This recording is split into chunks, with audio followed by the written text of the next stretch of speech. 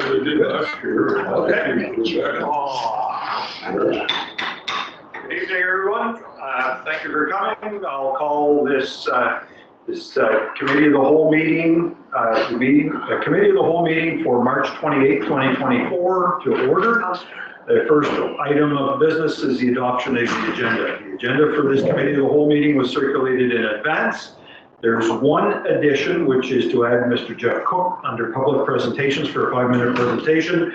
Mr. Cook had previously submitted a request to address council in advance of the time limit prescribed by bylaw. While the agenda includes public comments and inquiries as item number 7, it does require unanimous consent to do that by council. So does everyone, all members of council consent to the addition of the public comments and inquiries? Okay. So I will accept a motion to adopt the amended agenda as presented. So moved by Councillor Jonah, seconded by Councillor Land. Any discussion on the motion? Not. All in favor, signify by stating aye. Aye. Opposed? Motion's carried unanimously. Next item on the agenda is conflict of interest declarations. Are there any conflicts of interest to declare in relation to today's meeting? There being none, we'll move on to item number 4, which is public and administrative presentations. We have 3 presentations this afternoon. We'll begin with Mr. Wilfrid Savoie on the topic of Chipody Monument. Our presenter will have 5 minutes to present, followed by any questions from councillors. Mr. Savoie, if you'd like to come up and take one of the chairs for the duration of your presentation. And welcome to our council meeting, and the floor is yours, sir. I hope this is not too formal. It's not. I guess. No. Mr. Mayor, councillors, and staff, thank you for allowing me to make a presentation to you this evening. I'm honored to be here. Before I go on any further, I would like to mention that I would like to thank the people from Riverside, Albert, who, without their, I recognize a couple of faces standing here, without their goodwill, this project would never have gotten off the ground. I also would like to thank the council for flying the Acadian flag during the summer season. And I was very glad to see that it even went beyond the 3 months that we had agreed to. Thank you very much for that. Again, I had to write my presentation because I didn't want to go over the time, so I hope you bear with me.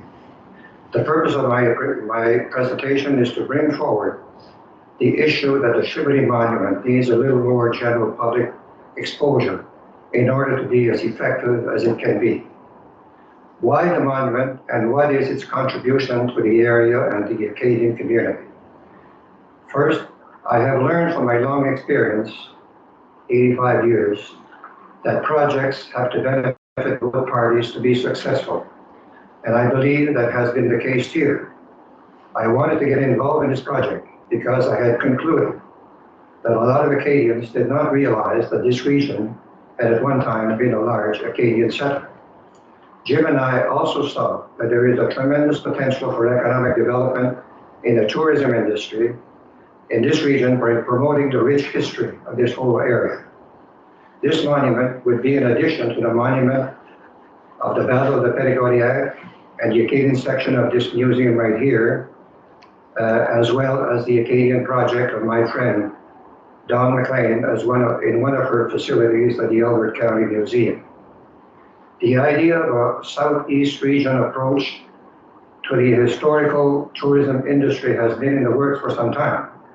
Some time ago, I presented to the mayor of Riverside, Albert, and officials of the Rocks Monument, not monument, but historical rocks, a document promoting such an approach. If this project is realized, it would be to both our interests to have the Chipody Monument as one of the most important elements of this regional network. Why does this monument need some attention? Location is not ideal. No entrance for the vehicle to the site, During the tourist season, traffic is heavy and relatively fast. Have to park on the road could result in an accident. For people coming from Hillsborough, there is a slight curve and large building just before the site. People tell me that by the time they see the site, they have already passed it. The monument is also set back, which adds to the problem. It would seem to me that these problems are not going to be resolved easily. So in addressing the problem, I do not want to present to you a whole list of things to do. That needs a lot of study and work. I am also aware that even for the slightest project, cost is an issue. I would not even begin to guess where your priorities lie at this particular time for the project such as this one. All I know is that you are a young municipality and throughout the province. Other municipalities are saying that it takes a little time to start things out, and I know to get this project to rise among your top priorities is probably going to take some time. My objective is to bring forward this issue at this time and hope that it would receive some consideration when you do establish your priorities. The only thing I can offer today is that if there's anything I can do to help, I would be happy to participate. Again, thank you for providing me with this opportunity to be here. I would be happy to answer any questions you could allowed by the chair. Thank you, Mr. Savoy. Thank you for your presentation and for staying within the 5-minute time frame. Thank you. Councillor Arrow, any questions for Mr. Savoy? Do you have a proposal or proposals for what you'd like to see the outcome be? I think it would be useful for me and probably the rest of the council. Again, I would say that from experience, to get this project to work, it took almost 5 years. So I think in order for this to work, and what I would suggest is that perhaps appointment of a committee of this group of your council to study this in more detail. The only thing I can tell you is right now is that there seems to be an issue for people to recognize that there is indeed a monument here. I've talked to a number of groups, when we were doing the project, and I thought they had gotten the message. I think the message went through, but a lot of people are saying, well, where is it? Because I went through there and I didn't see it. The flag, I think, has worked to some extent. But I think to answer your question, I think that I'm not in a position to say how that would be done, but I think that's up to council. But to me, it's an issue that would be a little difficult to solve because one of the things that, as I mentioned, you have to go on the site for most of these monuments. And for this case, it's not easy because of the hydro posts there and everything else. So I think it needs a bit of work. Is a move that you see as the likely or best likely scenario? That has not been considered, no. Oh, okay. But I guess anything is possible. Okay. The only thing I can tell you is that the location is not ideal if you consider the difficulty in having access to it. Yes, thank you very much. I think it's very important. The rich history and promoting it is important to all of us. Okay. Thank you. Thank you, Councillor Arrow. Councillor Coates. Yeah, I was attending the unveiling of the monument back whenever. And if I remember right, there was the federal minister for tourism was there. Yes. Now, was it a federal project or what? How did the project? At that time, it was during the Acadian Festival. Okay. Every 5 years, and I wanted to do the opening at that time. And she just happened to be in the region. Okay. And we didn't receive any money from the federal government, but we did receive from the province a little bit. Our main contributor was Frank McKenna, who for the project gave us $9,000. And as far as I'm concerned, after I could say that Frank was involved, I did get around $42,000 for the project. There was $5,000 left over, so we gave that as promise to the council of Riverside Elk. Money well spent.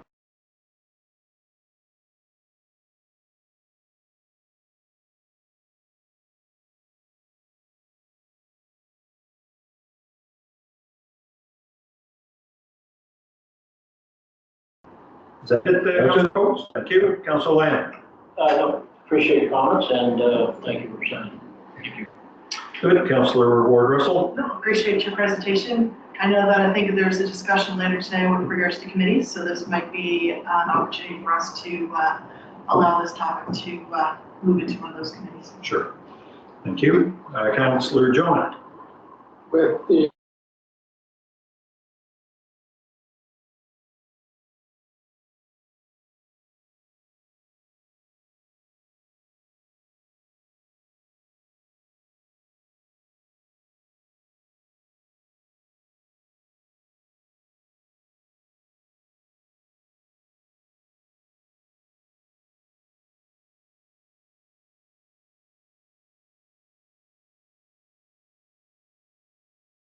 We did. And then, of course, well, I had a committee that worked with me. And the question was, well, where do we want to put it? So I said, well, maybe I'll start with talking to the mayor, and he might have some ideas. But I wasn't very, at that time, I wasn't very hopeful to get an answer right away. But anyway, when I talked to Jim, he said, how much land do you need? I almost fell off my chair. And he said, well, I think there's a spot that we can put your monument right here, right in the center of town. So that's how I got started. Thank you. All right. Councilor Alderton? Yes, thank you for your comments and your concerns. I do apologize for being late and missing the first part of your speech, but I'll watch it online. I did attend. I'm from Riverside, Albert, so I know it was a big event that day. So I appreciate your comments. It's not in the best place, probably not, but you can drive around it. It is driving. It just needs a little more direction given. Yes. Yeah, thank you.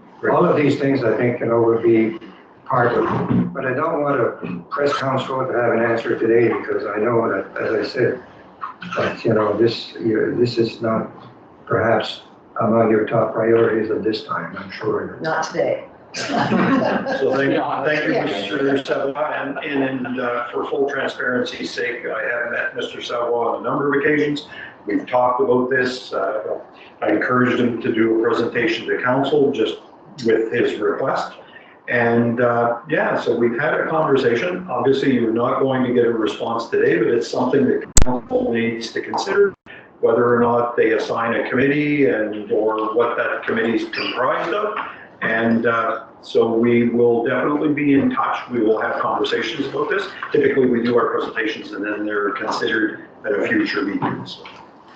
So thank you very much for your time. Very much appreciated. And then, thank you for having had the opportunity to make your acquaintance through the last couple of months. Thank you, sir, for having me. I really appreciate it very much. Thank you very much, sir.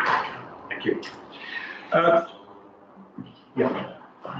I'll now ask Mr. Jeff Cook to step forward and address council on the topic of the golf club road culvert and other miscellaneous matters. And Jeff, there'll be 5-minute limitation if you don't mind, please. Thank you. Thank you, Mr. Mayor and councilors, for having me here and listening to the concerns.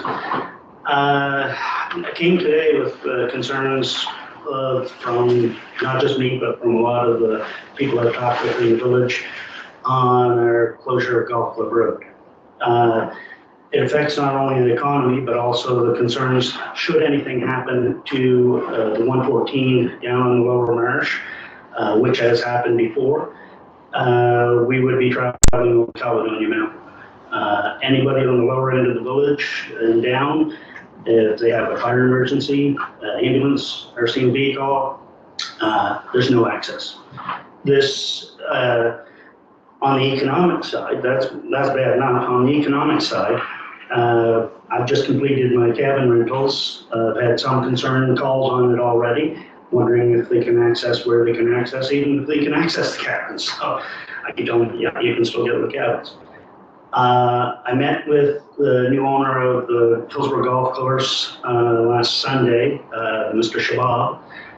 He's very concerned that what may be an early start to a golf season, which would be great to start off your first year. He's worried about the losses he'll sustain from an extended closure due to decrease in tourist traffic. With our short golf seasons, any losses can be very detrimental. I talked with Jason, the previous owner, with over 25,000 visitors per season. The golf course is one of Hillsborough's biggest drawing cards. I've talked with DTI and I've talked with members of the government, the provincial government, and my concern is that this gets drawn out and will get put on the bottom of a long list of roads that need repaired and bridges that need repaired. And my thoughts are that we as a village take this responsibility as it's our road, we fix it. Fix it quickly using local contractors and apply for funding after from either RDC or the National Disaster Mitigation Program. Most of those you have to apply for first, but we can't wait for first on this. If the rain happens tonight and that road goes out, we're down. That was for last week's. I had to add some since the miss last week's. With the culvert out at the start of White Rock, and the rail bed just went out in between where my cabins are situated and the next house down, so 279 Golf Club Road and 281 Golf Club Road. The rail bed is now out, and it's really out. Like, if this is a high culvert, it's totally gone. There's maybe a little patch. It's unpassable. So now you're going to have all of the side-by-sides, ATVs coming in the village from back on Fairview, out Pleasant, going through the middle of town to get anywhere in Hillsborough, to business, to anything. I realize the rail bed is not a village council issue. I'm just bringing you up to par on why, if you see more ATVs in the village, this was the reason. We are working on a solution to fix the rail bed problem now. I have been in contact with Albert County Trailblazers, and we're hoping to get something done as soon as it dries up enough to be able to do so.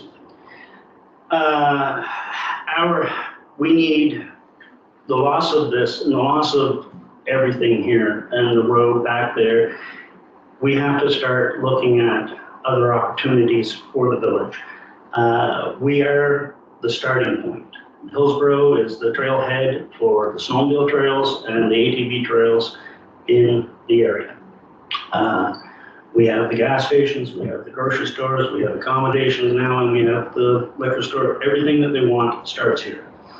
I'm not sure if anybody was aware, Snowmobile Television was at the cabins on February the 3rd, 4th, and 5th. Tourism in Brunswick brought them in. They did a phenomenal job on highlighting our area. It's on YouTube under Snowmobile Television. It's episode 12. And in 5 days, I think it's had over 12,000 views. 1 hour after it hit the air, hit YouTube, I had an email from people in Ontario looking to stay at the cabins, wondering what the conditions, best time of year to come. We need to get more involved in this. There's opportunities there. So probably getting close. Real close.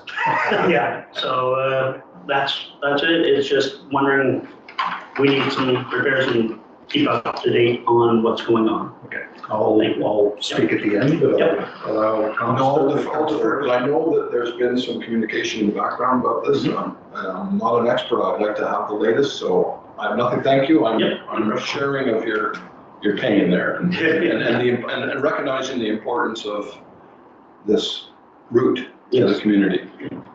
Councillor Coates? Well, Jeff, you know where I live and what I've been putting up with for 7 years now. I hope you get fixed on your road sooner than I do. Exactly. That's why I'm here. Yeah, it's bureaucracy. Yep. So, we'll do what we can as a council. Yep. Okay, thank you. Thank you. Councillor Land? I agree with you, Jeff. It is a vital artery in our county. If those two roads are closed, down country shut off. They gotta come from Sussex only, even in the summer. Yep. And DTI has a way of, if we can get DTI to fix it, it will be months. Exactly. The only way this is gonna be fixed fast is we take it in our own backyard, get it done, and I agree with you 100%.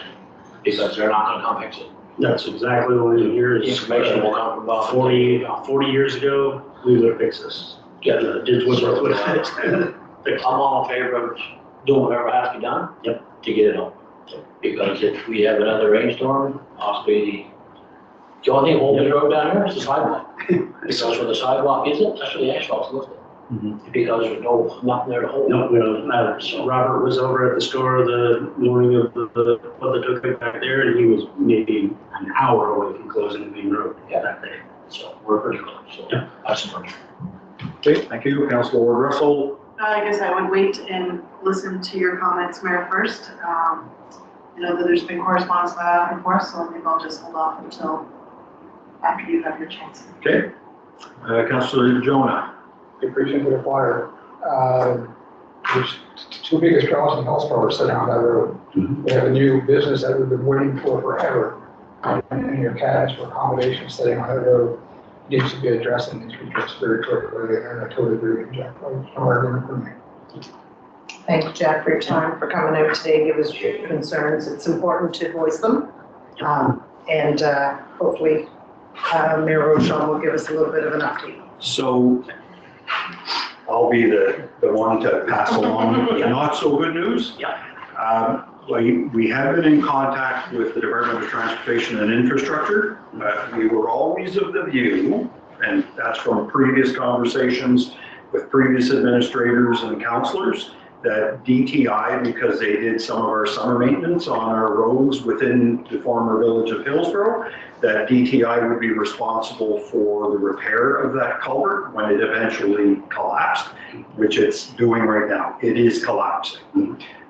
Every day you go there, when you get a little bit of rain, it just keeps getting worse. And the sinkholes are getting to the point now where you probably, within a few days, you won't be able to get a four-wheeler between them. Anyway, so we have been in contact with them. I got a response, I believe, the day before yesterday from DTI, confirming that they will not repair it. So they say it's a municipal road to be repaired. Now, the challenge is that we can't just hire a company to go and dig that up and put a new culvert, because it's a fishway.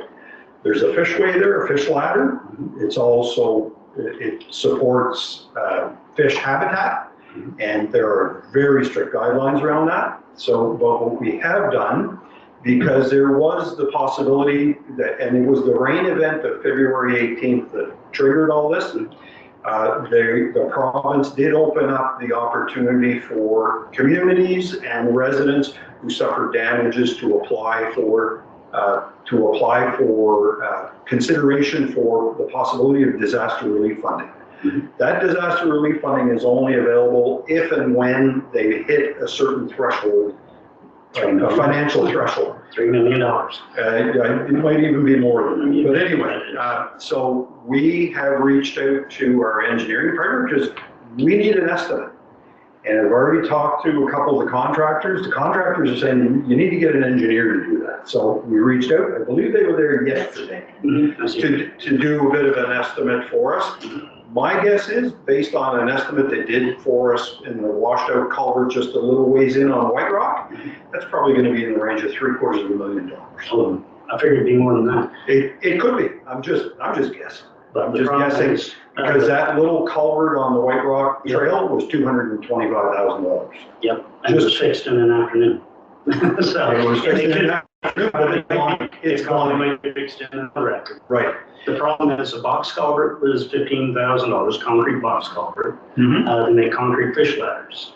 And we can easily sandbag that and pump it around and. But I love my community, Jeff. but I will not authorize something that is not fully authorized, because I'm not going to jail for this community, and I won't go to jail for the community, and I will not allow the community to be fined a lot of money if we do things without the proper permits. So yes, we probably, if you hired one of the local contractors, they could have a culvert there in no time, but it's the fallout as a result of that. We're in the stage right now where we have to follow environmental guidelines. Is there not an emergency basis? That I don't know. Now, You can. we have reached out to our engineers. They're gonna come up with an estimate. We'll provide that to the province. I suspect that what we're gonna get today, tomorrow, and possibly Saturday, it might worsen the situation. The reality of it all is that we're getting much heavier rains much more frequently. Exactly, fix it right. And our infrastructure isn't I don't mind that. to sustain that. Fix it right, that's fine. So if, you know, I'm going to be quite honest with you, I'd be surprised if that's fixed this summer. I'm being honest. I know, and that's what I said, that's what I come here for. The challenge, well, if there is a silver lining, and I'm not suggesting that it's a silver lining for everyone, the silver lining is that there is a way around for the residents if Route 114 isn't open. Like, the people who are staying in your cabins can drive around, go down. Oh, yes, yes, yes. So it's not like no one can go to the. No, I know about that. It's I'm not worried best, about the cabins. it's best if that happens. If I have- goes in. I have, and in my first email to the Department of Transportation and Infrastructure, I have said that keep in mind that if Route 114 goes down, or it washes out, is closed, the only way around is through Caledonia Mountain. And that's one thing for a car or an SUV or half-ton truck to go through. But if you're putting transport trucks through there and tourists with trailers and large RVs through there, that road will not handle that kind of traffic. No. So I caution them that, and I'm using that as a bit of an appeal to see if they would consider helping us out. Because, I mean, we cannot borrow money to fix that. It has to be done from within the budget that we have. Yep. And we do not have enough flexibility to come up with $750,000, if that's the amount, within this year's budget. So it would require us to figure out a plan to get it done. Now, when I was speaking with one of the local contractors, he said, what about a Bailey Bridge? Could you put a Bailey Bridge there? He believes that a Bailey Bridge might be quite a bit cheaper than putting in a new culvert. But I was over there the other day and it's caving in quite a ways away from You don't want the to, because if you involve a Bailey Bridge, you've seen what it took them to do a snowmobile, just to put one that you can take a snowmobile across. Yeah. They had, and you talk about environment. You have to they put in excavator- abutments. pardon? You have to put in abutments. And they had to invest, the excavator sitting in the middle of Crooked Creek, but yet they're worried about the environment. So, Yeah, I don't know. The long and the short of it is, and I'll provide the counselors another opportunity to speak, but like, I don't have an answer for it.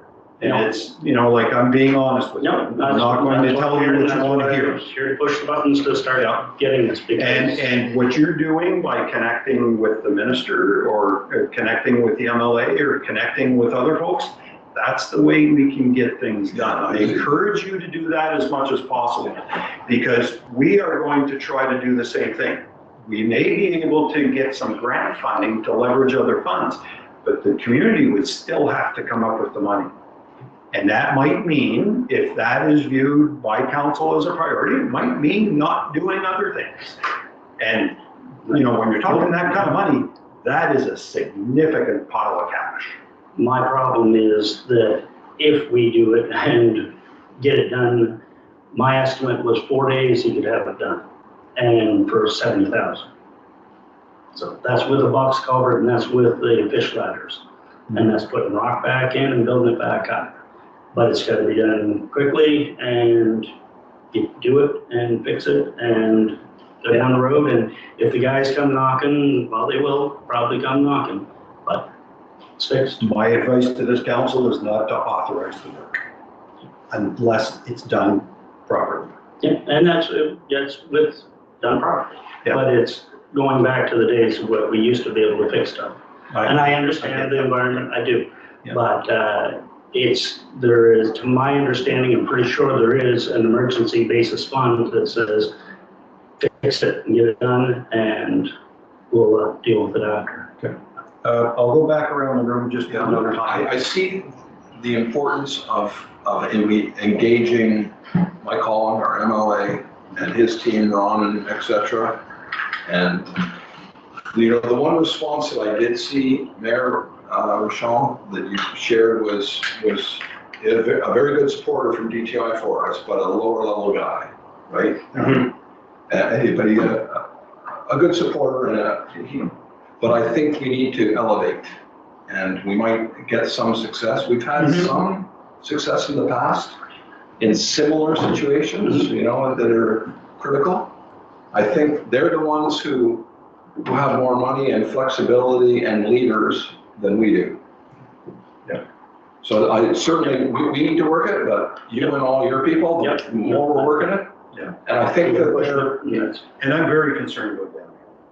Yes. In fact, the most recent information I had on that is that might get delayed. It's supposed to be done this summer. But I said that when they bought it from me 10 years ago. if you go on the road ahead plan for DTI, it's shown as scheduled to be done this summer. We had a meeting with DTI the day of that rain event, quick thaw, on the 18th of February. We had to postpone that. Now it's scheduled again. So as soon as we get an opportunity to talk to them, and we need to sort out what's going to happen down here, because whatever happens down there could impact over here, or that could impact over there. Because I've told them, if that goes in, you can't get around. And that means the rocks won't get any traffic, the campgrounds in Hopewell, in Lower Cape won't get any traffic. Anything this side of Riverside Elk won't get any traffic. Exactly. And that's not sustainable for this. When you're saying about getting that on the schedule, when they bought that land from me 8 years ago, I think it was roughly. Started in 2017. I met with the engineers, they were all down, talked to them about it, and it was on the schedule for that next summer. what's different though is fiscally, I think the province is in a better position. Quite a bit. Right. Oh, yeah. So but this is good for us. Yes, now's the time. Yeah, Now is the time. And I mean, my appeal to the provincial government would be that you're expecting us to, if it's, let's say it's $750,000, you're expecting us as a community to come up with that kind of money? We just don't have it. No, So our option, so I'd like to hear what they would have in terms of suggestions to get it done, because I can't borrow money and we cannot knowingly overspend the budget. Yep. Now, I understand. if it happens coincidentally, then that's fine. If you're gonna go over the budget by $750,000 when your budget's $6 million, it's, and I'm not saying that to say that we're not gonna get it done. I'm just trying to look at it realistically and say, it's gonna be a challenge. No, that's why I say you gotta go through every door. And Sure. that means find the door that will open. And there is doors there. We'll exhaust all that. Yeah. Okay, Councillor Coates, any? I'd like to explore on an emergency, repairs with, fisheries. The neighbor next door collapsed, the culvert was, put in 30 years ago, and, Casco was awarded to put it in, and it was, in this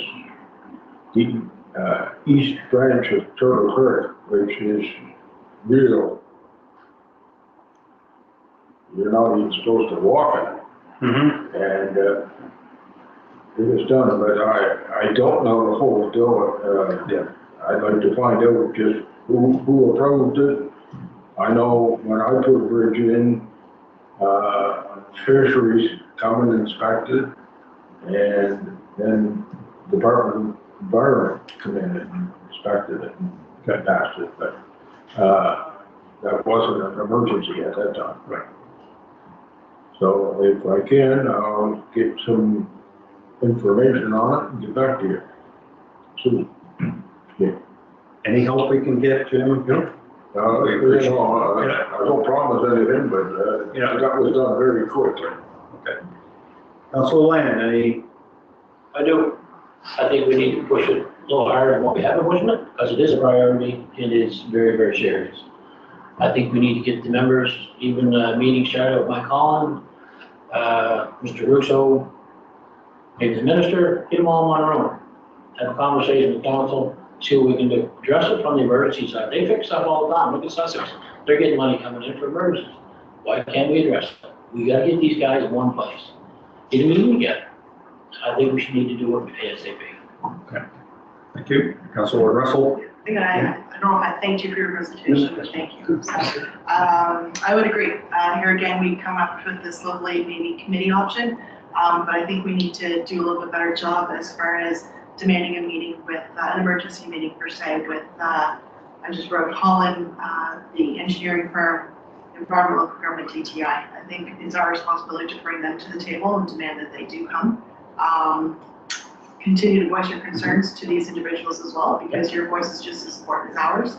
I do know that if it's the fisheries, you've got fish habitat, you're gonna need a wildlife permit. Kurt can speak to that as well, but use only certain times a year that you can actually apply for that and actually do the work. So keep that in mind as well. Yeah. Councilor Jonah? No, I just echo Councilor Land and Councilor Russell. We need to push all the buttons that we can find to push, and then start pushing now. Okay. Councilor Elder. Yeah, I would agree with that. And when you're talking about emergency, I think it's going to be a big emergency if both are closed for your ambulance and fire. That, you know, if there's an ambulance call and your ambulance is just on the other side of Route 114, that's a major concern. And just not even that. If that road goes out and the other store, of course, needs a load of gas and it has to come over Kelvin Mountain, that ain't happening. So it will happen, but it's going to Probably cause. only happen once. It's probably only happen once, and the truck driver's going to refuse. They have to come through Sussex. Yes, down through the Park Hills, and they do not like that. I remember when they had to do that. Yeah. Yeah, I think if it's not fixed, it's going to snowball into it. Okay. Thank you. Jeff, thanks very much for your presentation. We'll do what we can. Yeah, no, that's fine. And the idea is to try to continue. You know, like we've been told no, that it's not a DTI asset, therefore they're not responsible for it. But I guess we'll have to say, well, okay, it's no now, but what can we work towards to get it to a yes? That's it. Just you gotta keep pushing, but I really believe the emergency basis is the way to go. As Jim said, there's ways around the environmental on emergency basis. Sussex is doing it now. That's the way to go at it. Is that we want to prevent an emergency. So let's use it by now. But if it waits, like I said last year, they paved down in the dip. Rather than fixing it, I've never seen that. Mind you, the dip that's there, I don't think has anything to do with the culvert. I think that's just gypsum rock that's. No, where the dip, well, half the dip's gone now with. Oh, is it? Yeah, but it's. I've been back there since yesterday and it was. I've never seen that before. Yeah. So let's push our buttons while we can, before, as I said, if that road goes down, then we've got a huge emergency. People have people's houses burned, people could die because of it. So I'd rather mitigate that. All right, thanks very much. No problem. Thank you. Thanks for your presentation. You're welcome, more than welcome to stay. Yeah, I'm actually having that. So our next presenter is Mr. Kurt Brewer from Plan 360 on the topic of the Fundy Albert Rural Plan bylaw consolidation. Mr. Brewer's presentation is not subject to any time restriction. So Mr. Brewer, the floor is yours. Thank you, Mr. Mayor. I will try to keep it short enough to not be painful. We're here to discuss the Fundy Albert Rural Plan. So essentially, a rural plan is your roadmap to development in your not so newly formed, but still fairly new municipality. So this is a bylaw adopted under the Community Planning Act.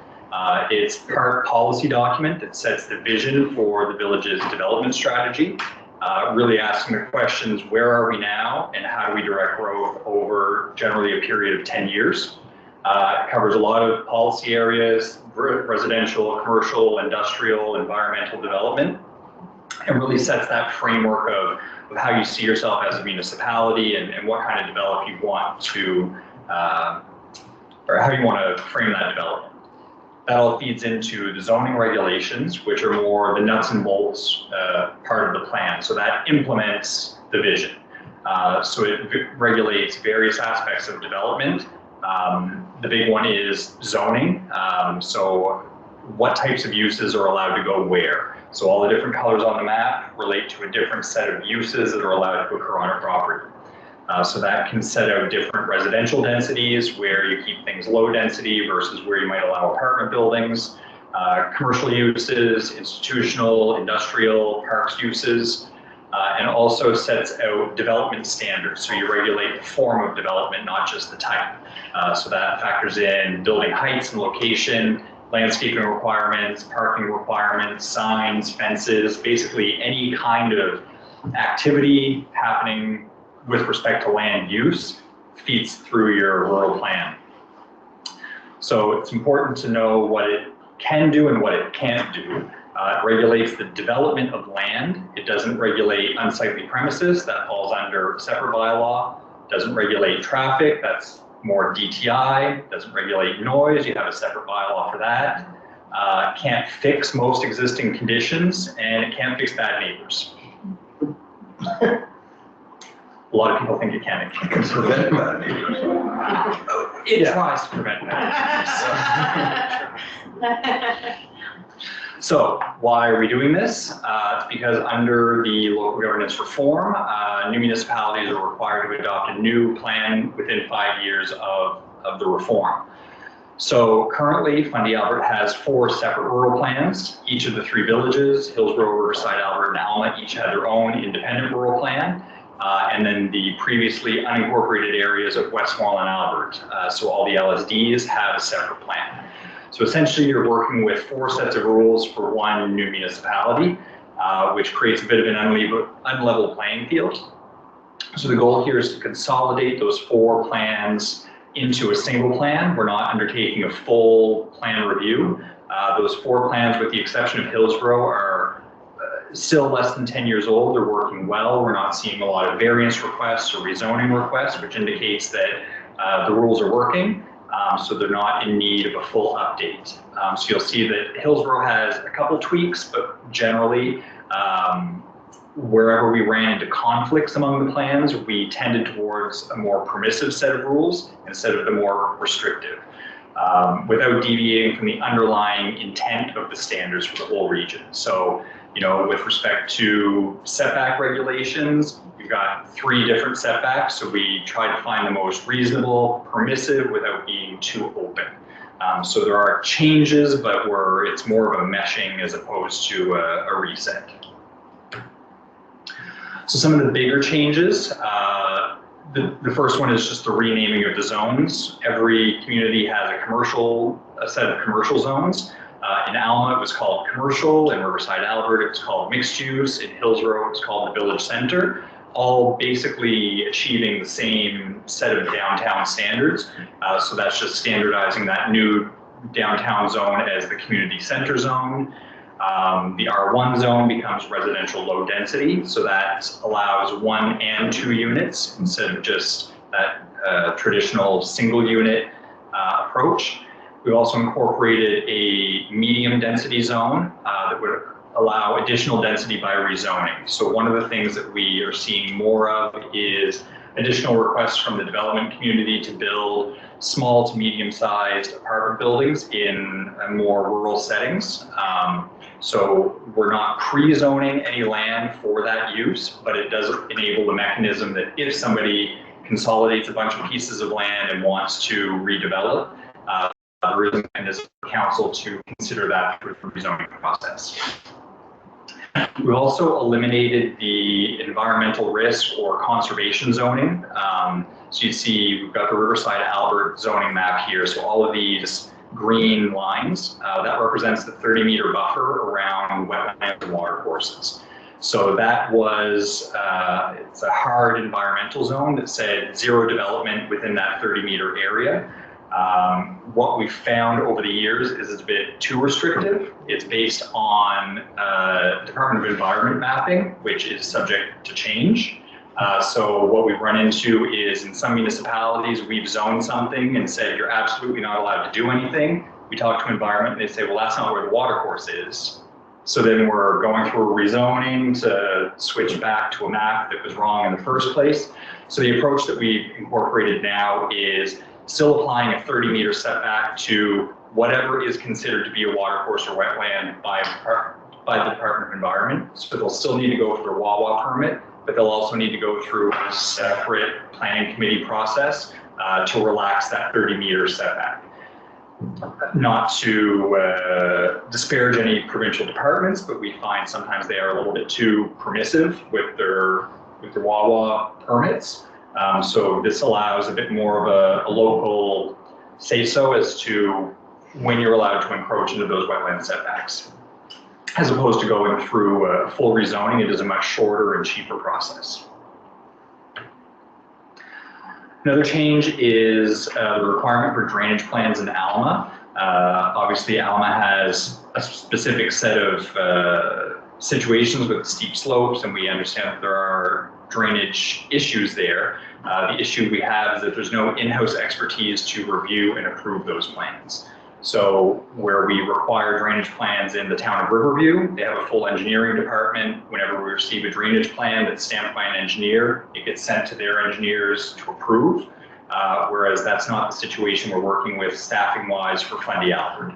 So we can require drainage plans, but once it comes to planning, the question is what happens to it then? Are the planners responsible for approving it, which is outside our expertise? Does it go into a file unapproved, unreviewed, and kind of what the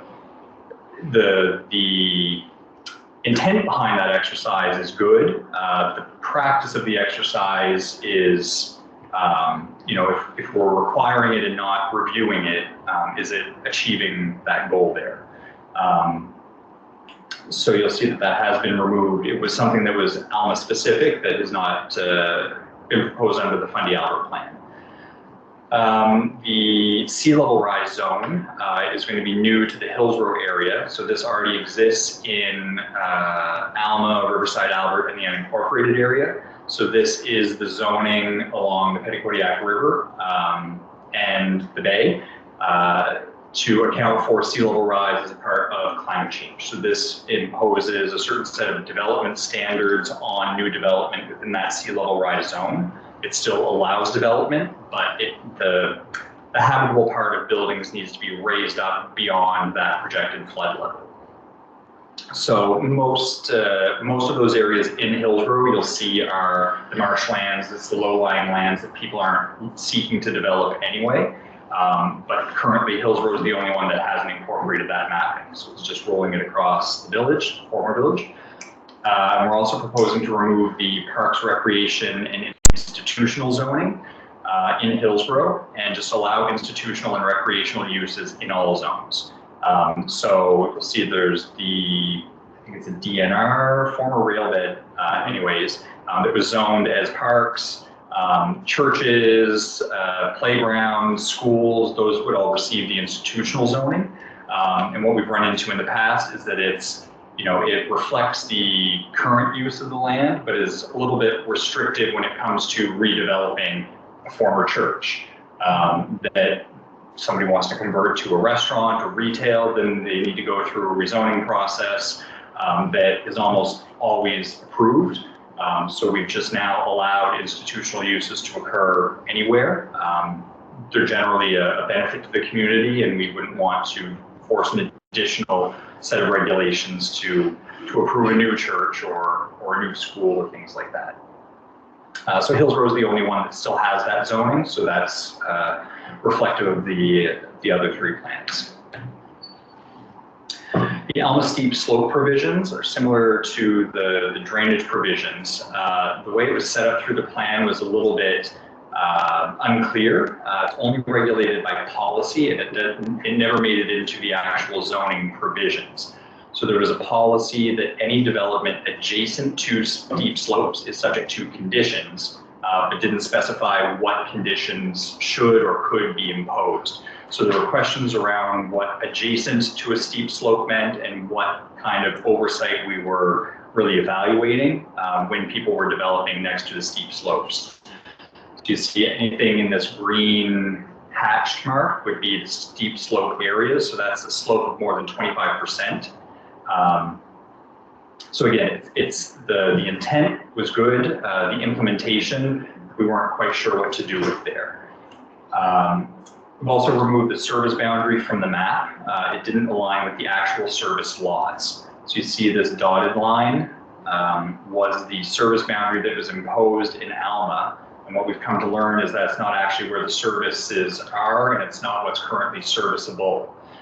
So it was, the language in the plan said if you're within that dotted line, you must connect to services. Folks up the hill said, can't. The village said, we're not extending the services. So what we've done is we've kept the wording that says where services are available, you must connect. You can't have a new septic field where there's public sewer, but we've left that service boundary off the map as is. So we know where the services are for the most part. Whenever there's a question, we'll check in with municipal staff and see if there's connection required.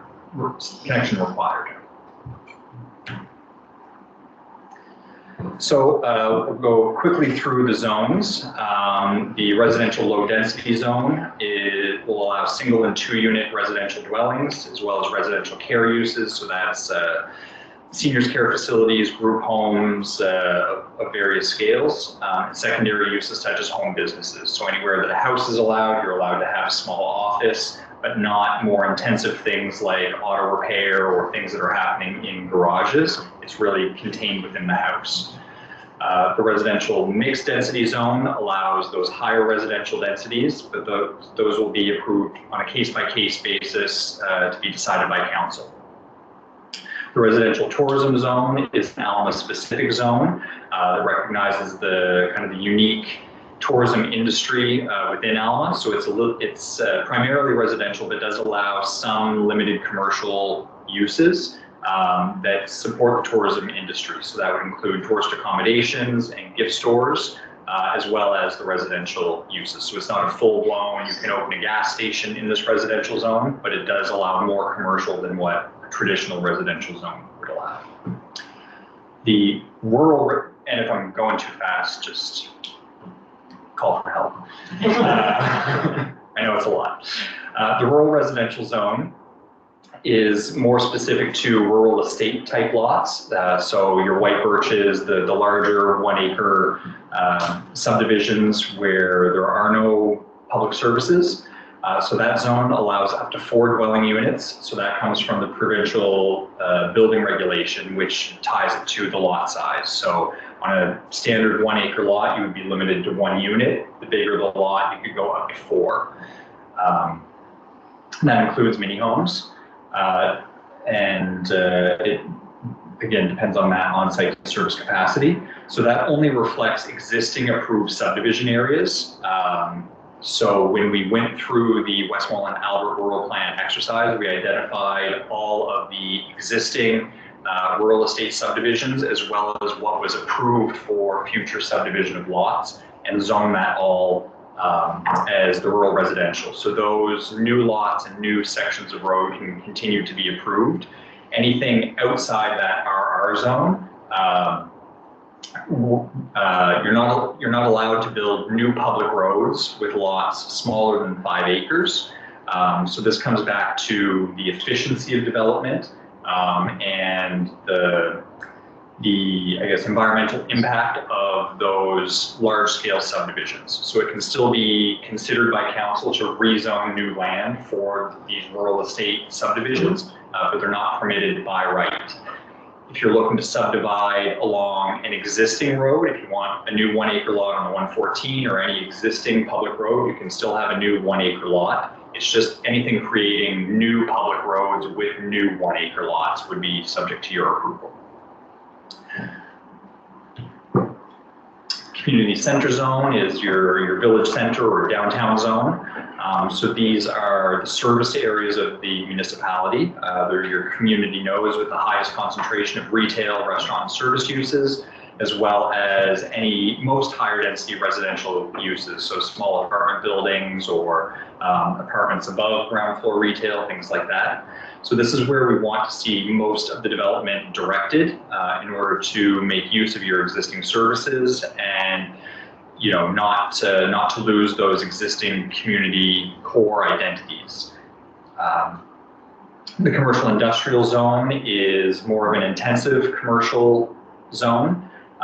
So that relates more to light industrial uses and commercial uses outside those community centers. So if somebody wanted a new warehouse or self-storage facility, something a little bit more intensive in the more rural areas, they need to go through this rezoning to the commercial industrial zone.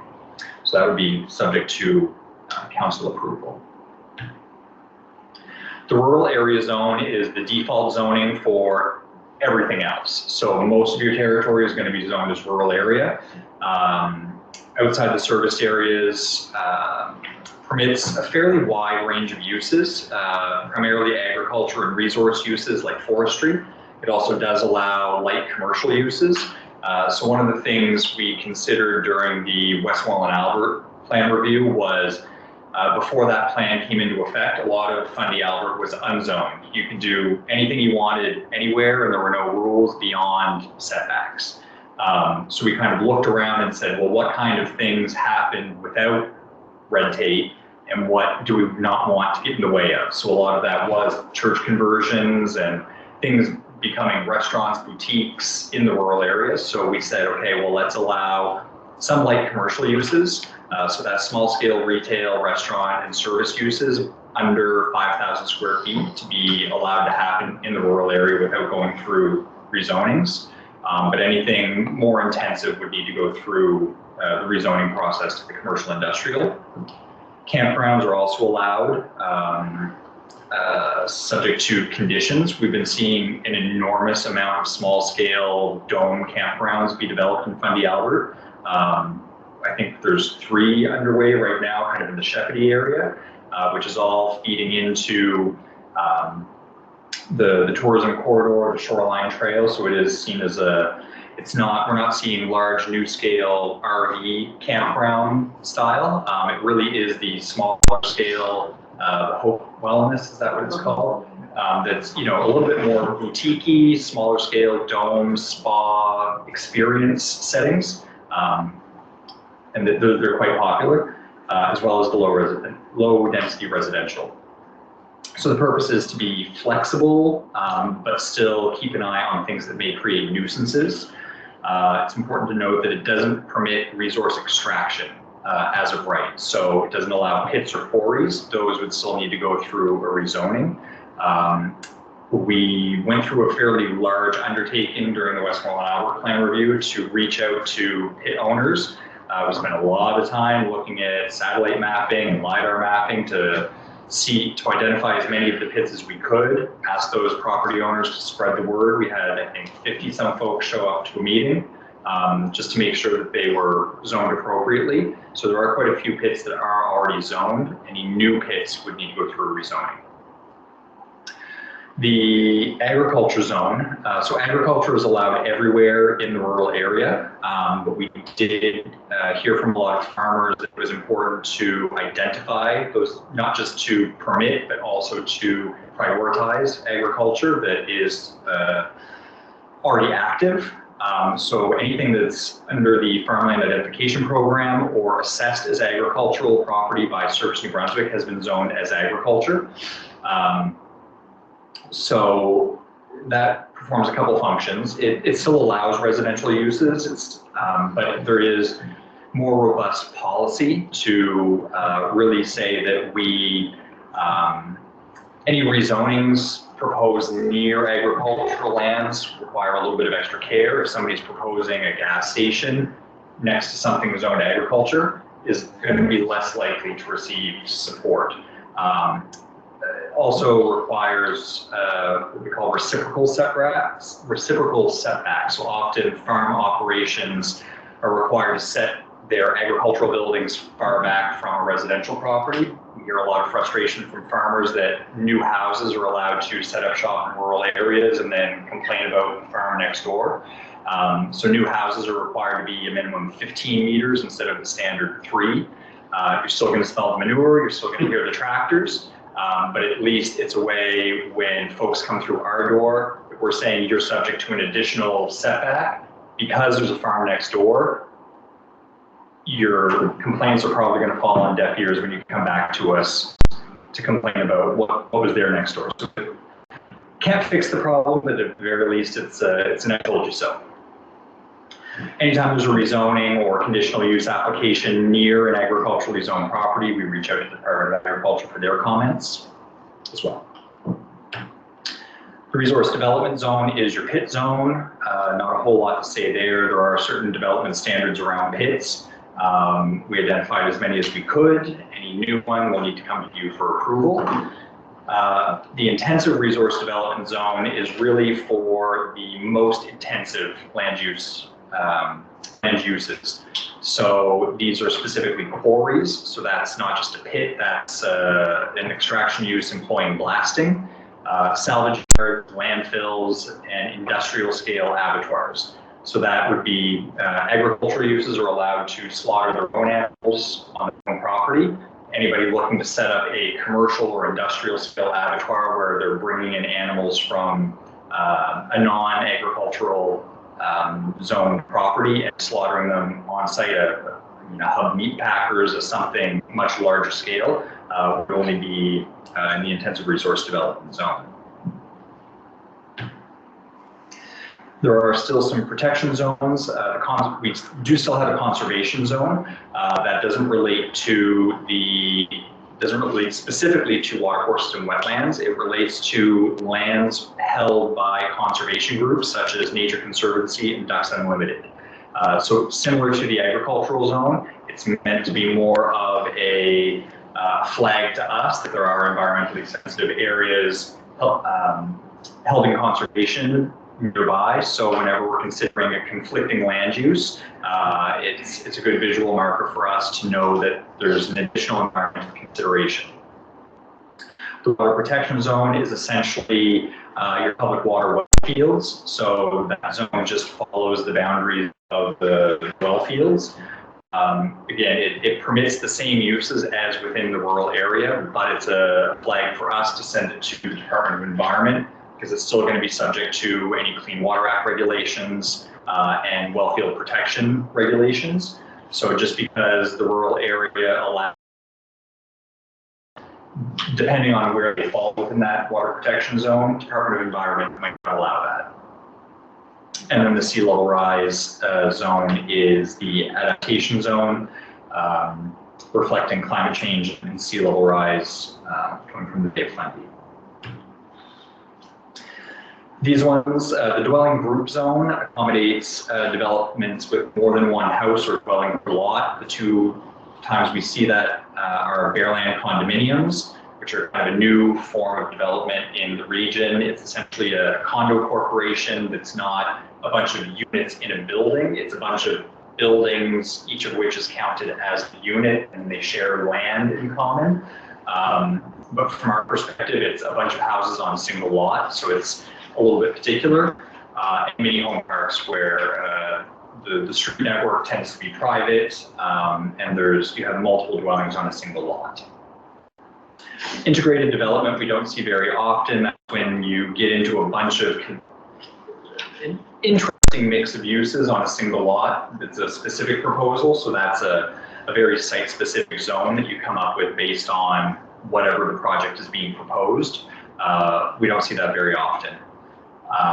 And then the infill overlay zone, so back to those subdivision 5-acre standards on new public roads. This infill zone runs along all existing public maintained roads to indicate where new 1 acre lots are allowed. So that does not apply to public non-maintained roads, reserve roads, things like that that are not maintained by DTI. We want to make sure any new lots being created are going to be maintained as much as they maintain them.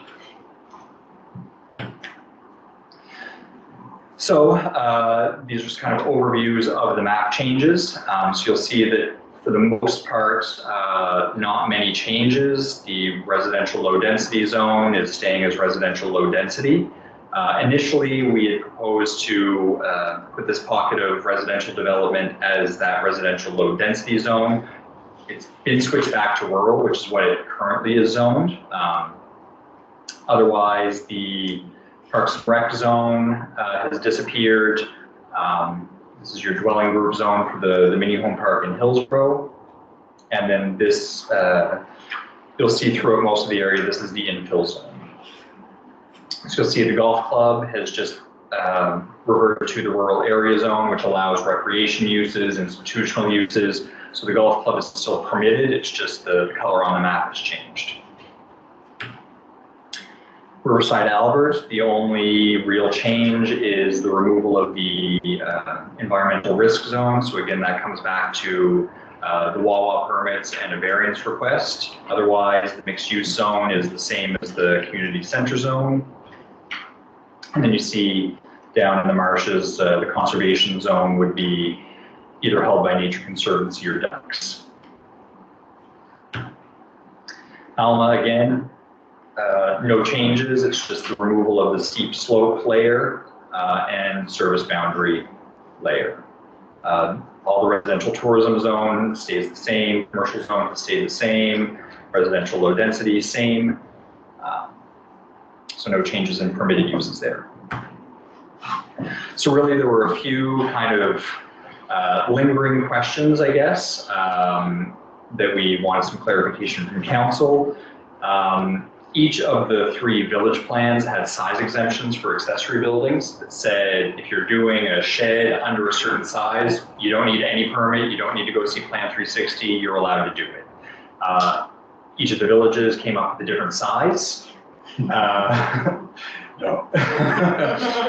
So I guess the question 1 is, should there be an exemption from development permits? So essentially a development permit is a $25 permit that makes sure it's meeting height and setback requirements, to make sure that what's being proposed isn't on a property line, that it's not in some kind of drainage ditch encumbrance, things like that. So, you know, the big one would be, you know, an 8x8 Kent shed. Should people have to come in for that? And if there is going to be an exemption, what's the magic number? You know, is it small? Is it up to a 10 by 10, 20 by 20? Like what's, I think, you know, we'll just need to come up with that number if there is one. Hobby farms, there was not a consistent approach in the 3 former villages. I think a lot of it related to existing small-scale farms and existing animals within those villages. So the question is whether to allow small-scale farming on residential zone properties or within the community center, or if all non-domestic animals should be limited to the rural area.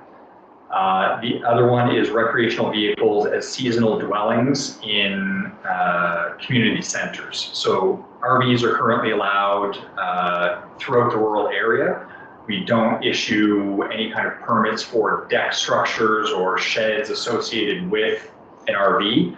From our perspective, RVs are vehicles. But I think there was some inconsistency among those other village plans as to whether those are permitted. Certainly, Alma probably sees it more than Hillsborough might. So I guess it's just coming back to that, developing a consistent approach throughout the entire new municipality. Or not, right? Or not. So from here, I guess we'll let you digest that for a little bit and see where council wants to go on those 3 questions. If there's any kind of major questions remaining about the plan itself, We are required to consult with all the provincial departments, so that's environment, agriculture, transportation, for their comments on the plan. We're not anticipating anything major. The Westmoreland Albert plan was the biggest component, and that went through a rigorous back and forth with the province. We have most departments on board with that, but it will still need to be sent out. It'll be presented to council again, and we'll set the dates of the process. It will be sent to the Planning Review and Adjustment Committee for their recommendation. So that committee supplies recommendations on any new planning bylaw. We're required to hold a public hearing. So you're free to, it needs to be advertised on the website. You're free to advertise on social media, spread it widely through whatever means you want. There is a minimum standard, but there is no maximum standard. Following the public hearing, it goes through the same 3 readings, the same as any bylaw does, and then needs to be sent off to the province for approval by the Minister of Local Government to ensure that it complies with the Community Planning Act and a new set of regulations called the Statements of Public Interest. So that is a new regulation that sets out provincial policy statements in the areas of settlement patterns, natural resources, flood risk areas, climate change, and transportation, I want to say. I don't have all 5 on the top of my head. The plan will comply with all those statements. Natural resources is in there. Yeah, so once the minister signs off on that, it gets registered at the registry office and becomes your new rural plan. Timeframe wise, from we're prior to seeking provincial comments, right? Yeah. So you're just kind of introducing the topic. So timeframe wise, what do you anticipate from now until we get to the legal adoption by council?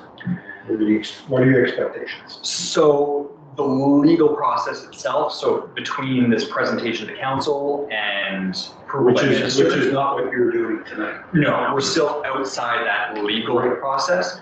The legal process is usually about 4 months. So I would anticipate, depending on the back and forth with council, I don't plan on giving the province a long time to provide comments. They will be reminded of the extensive consultation we went through previously. So hopefully a 2-week turnaround. We've been told that if they ask for more time, we're to give them more time, but I won't proactively. So I would say this could be wrapped up within 6 months or so. Just kind of get in a sense of the timeframes. So those questions, those 3 questions that you asked, so you would expect us to provide those proactively to respond to you so that you can then insert what council's view is on it, and then you go through that process, including the entire process from start to finish. Correct. And I would say, given the fairly minor and local scope of these questions, I wouldn't necessarily hold off on sending it to the province in the absence of those. Right. You can incorporate them. Exactly. I can't imagine any provincial department having a whole lot to say. On shed size. On a shed size, I'm sure agriculture would encourage hobby farming. Otherwise, given that agriculture is permitted probably through 94% of your territory, I don't think that's a make or break. So yeah, as long as I just really wanted to make sure that there were no glaring errors, omissions, concerns before it got sent out to the province. So you're going to send those questions to our CAO? Yep. Okay, good. And then we can put it on the agenda. If I may, Of course. your public consultations, when do you think that will be happening? Just before the legal, of course, but No, it's midsummer? during the legal. So the minimum standard is the public hearing, so that's set out in the Community Planning Act. Usually we come to council sets a resolution that prefers the bylaw to act. So say we started in May. It would probably go to the PRAC in June, public hearing would be in July, you would do 3rd reading in August. Will they have any input on the public meetings to change it? Of course, yeah, I mean, that's that's the purpose. They can raise objections, they can come out in support, they can form any comments. If there's any major changes that occur due to the public hearing, it would need to go back to crack, so it would slow the process down a little bit, but. We have a lot of agricultural down the river, and there's been some guys contact me with concerns of this coming forward. Okay. And they want to be part of it and see what is actually coming. Yeah. That's why I'm bringing the question to you. So Yep. I appreciate that. Thank you. Link to that, when can we share, like already, you know, we got the owl going today, so the public can see what you presented today. Yep. But you provided us quite a bit more detail that lays out how the plans were amalgamated and what language was kept and from which plan and which, when can that be shared with our public? I mean, I guess that is up to council and administration. I feel that it's in a close enough to done form that it can be shared. The concern is always that it's shared without context, that people read something and misunderstand something, and then council hasn't been briefed and doesn't know what to say. Now that you've received the report, you've received the presentation, I think it's fine to share that a little bit more widely. Very good. That's what I would advocate. Yeah. I just have a couple of questions. The hobby farms, you identified, I think if I read it right, small scale. Yes. What is the definition of that? Is that? I think it's still in here. Yeah, it all tied back to animal units, which Councillor Ward Russell probably knows a bit more about. But essentially, 1 cow equals 4 goats equals 10 chickens, depending on how big your property is. It's a lot of calculations, and I don't know if 1 goat dies, if it can be replaced with 2 chickens. It's but yeah, it is tied I to. don't need to know right now, but Yeah. I think for future reference. It's defined somewhere. It is defined somewhere, and That answers my question. it's tied to the intensity of the animal and the size of the lot. Right. And one other question, you mentioned the sea level rise zone. Mm-hmm. Did you mention that if it's zoned as sea level rise, that council can override that? Council cannot override It that. cannot No. override that, okay. So, yes, so it's what we call an overlay zone. So it's where you have 2 zones that exist at the same time. So in Riverside, Albert, you have your community center zone, and then everything in this hatched area is your sea level rise zone. Right. So it means you can still develop in this area, but if you're developing, you need to adapt the building to the standards of climate change. Right. So it's a flood zone that doesn't necessarily mean the property floods every time it rains, but it is based on February 18th year. Exactly. It's those extreme situations that that we're trying to prepare for. So it's not something that can go through a rezoning, the same as, you know, somebody proposes a specific use and you go from a residential zone to a commercial zone. It's more related to the standards of the building, not the use. Okay. So the builder would have to make the modifications in order to build it there, not, okay, thank you. I have a few more questions. Sure. I noticed, Kirk, in Alma, you're removing the steep slope provision policies there. We have new development that I'm aware of where there's very close proximity to eroding cliffs. Mm-hmm. And it seems to me that this provision was a good thing to have. Because I fear that development too close to an eroding cliff is going to end up in things that we have seen elsewhere in the province where you have a house half falling off a cliff and it's a real mess. And we need a way to prevent that, I think. So if we're removing this, what other provisions are in play to prevent that kind of thing from happening down on our pristine shore? I think the intent is good. The mechanism was unclear. So the steep slope provision didn't really direct staff what to do in those situations. So those areas adjacent to those cliffs were zoned for development. Council zoned them as residential and then had put in a policy saying we shouldn't allow development or we should. So there was no clear direction saying you must be 30 meters from a steep slope, or no development next to a steep slope. It was zoned for development and said, watch out, there's a steep slope. And there was nothing in the middle to guide us as to what to do. Are there other jurisdictions that have a more effective mechanism? Because if you go down to Alma and walk on the beach, at the tidal flat at low tide, you can see, and this is all new development, say 10 years. Yeah. There's stuff being developed that I, as an engineer, question its validity. We're talking about the very south part of that picture there, the bottom part of the picture, that slope there in particular. I bet I know the development. And well, anyways, that's one thing that I think we need to really be doing some thinking. Another one, you mentioned that Alma would also remove the draining plan provision. Yeah. And the rationale is that your staff is unable or ill-equipped to deal. Unqualified. But how is that any different than the requirement that the dwelling itself have an engineered plan? You don't have engineers on staff in the planning department, do you? We do not. So I thought that what happened with a dwelling is you require the applicant, the developer, to provide stamped engineered plans for the dwelling or the If they're operating outside the National Building Code, yes.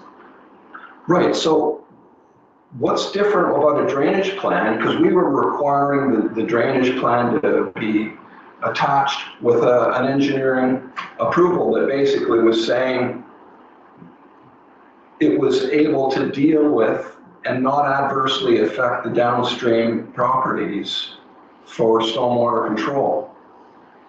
It seems like we're losing something. I realize maybe it's difficult, both of these things are difficult to implement, but going silent on it seems, I don't know, a step backwards even, but. Well, was it not, when you explained it, was it not a case where you were taking it out because it was really, there was really no mechanism to enforce it? And they don't have the expertise to be able to chime in and say that this is appropriate or not, then it would fall back on us to incur those costs to make sure that there's a drainage plan. Well, but except for now, there's no requirement for a drainage plan. Before there was a requirement for a drainage plan approved by a professional engineer in New Brunswick.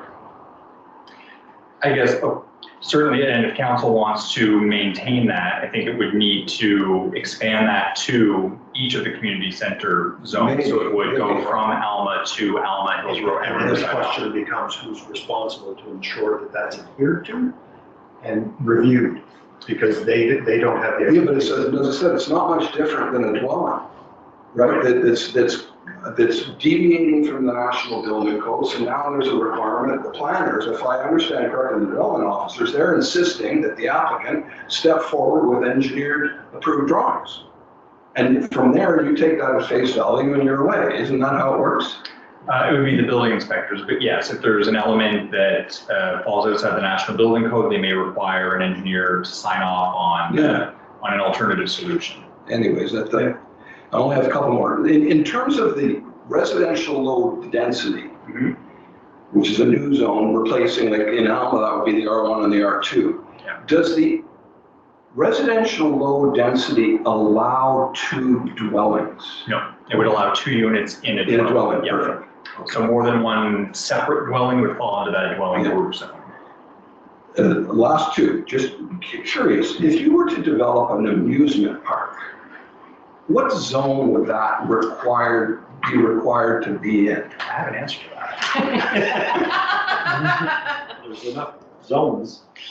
So an entertainment use is defined as a use involving gatherings of the public and indoor or outdoor venues likely to create a significant impact on the surrounding land uses, such as increased traffic congestion, excessive noise, light pollution. Such uses include amusement parks. So an entertainment use would fall into the commercial industrial zone. Perfect, now that's what I guessed.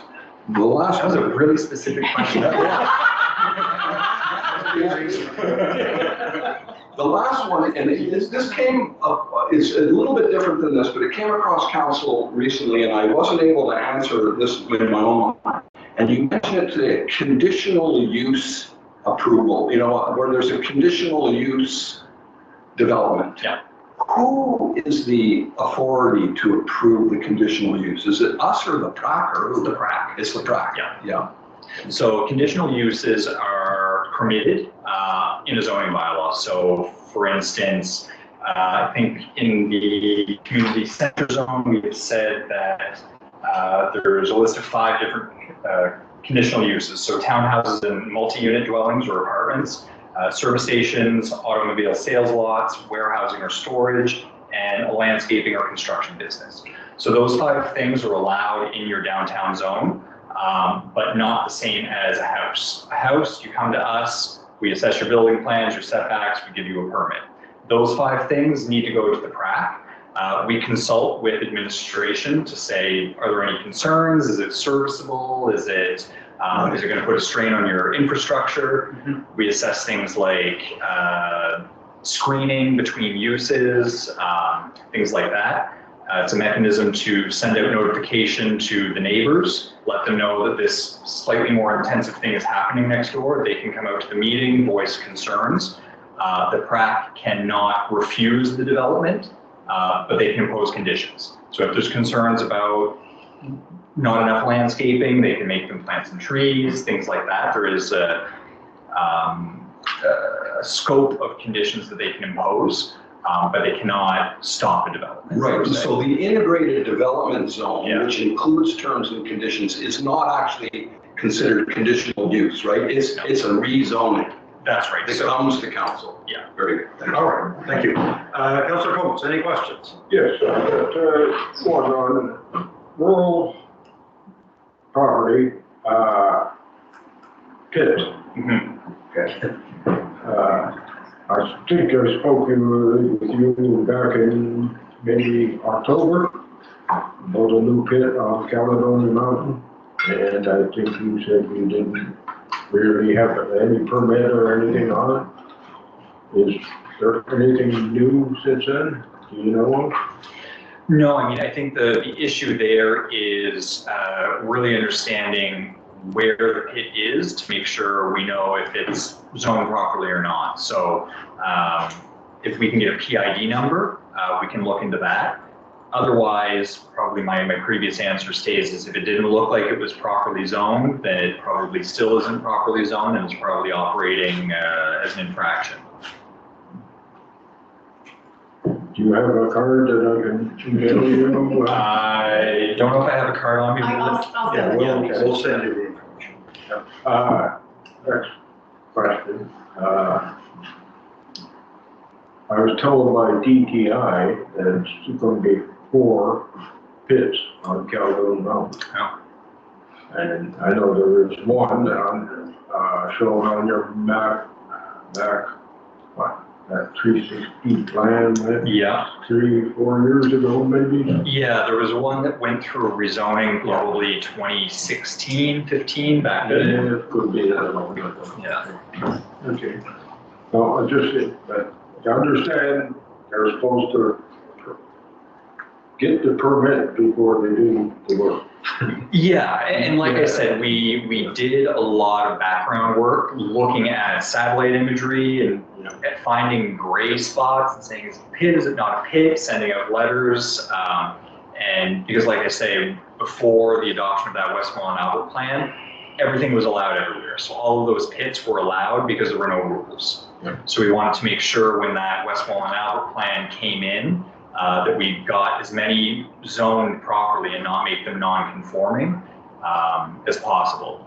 100% we missed some. I can't tell you which ones we missed. If we might have sent them a letter and they didn't respond, therefore they didn't get the zone. So I'm not sure what is a new pit, what was an existing pit that we missed. But definitely if there's what you know to be a new pit since 2022, they would need to go through a rezoning, for sure. Okay. Thank you. Councillor Land? Yes, to add on the pit question, is there a size recommendation? Like if you had a small, say I had a backyard, I wanted a little pit just for my personal use. Could I do that, or have to have a permit for that, or is there Do you own a size? pit? Because I got asked that question so many times by pit owners. No. How much can I get away with before I need a permit? That's what I'm trying to say. Yeah. How big is it? Yeah. No, not actually. All right. I mean, the answer is, if you're excavating for the purpose of sale, you need a permit. That's a use. Personal use? No. He said excavating to profit. But if I have a area where I can draw my own product from my own land and use it on my own land, and it looks like a small pit because I might want to fill in an area, is that possible? I mean, I would ask you several follow-up questions. Generally, there's a tolerance for what's considered landscaping on your own land. Once you're more than a meter, if you're digging more than a meter or filling more than a That's what I'm meter, asking, that's what I want to know. you're likely in development territory. If I'm not selling it, that comes into a different situation. I have a plan in mind, I'm moving to a different area, right? Okay. So I have something I'm gonna work on, that's why I'm asking questions. What you're describing doesn't sound like a pit to me, as a resource extraction use. Once you're into the resource extraction, there are things like setbacks from property lines, setbacks from water courses.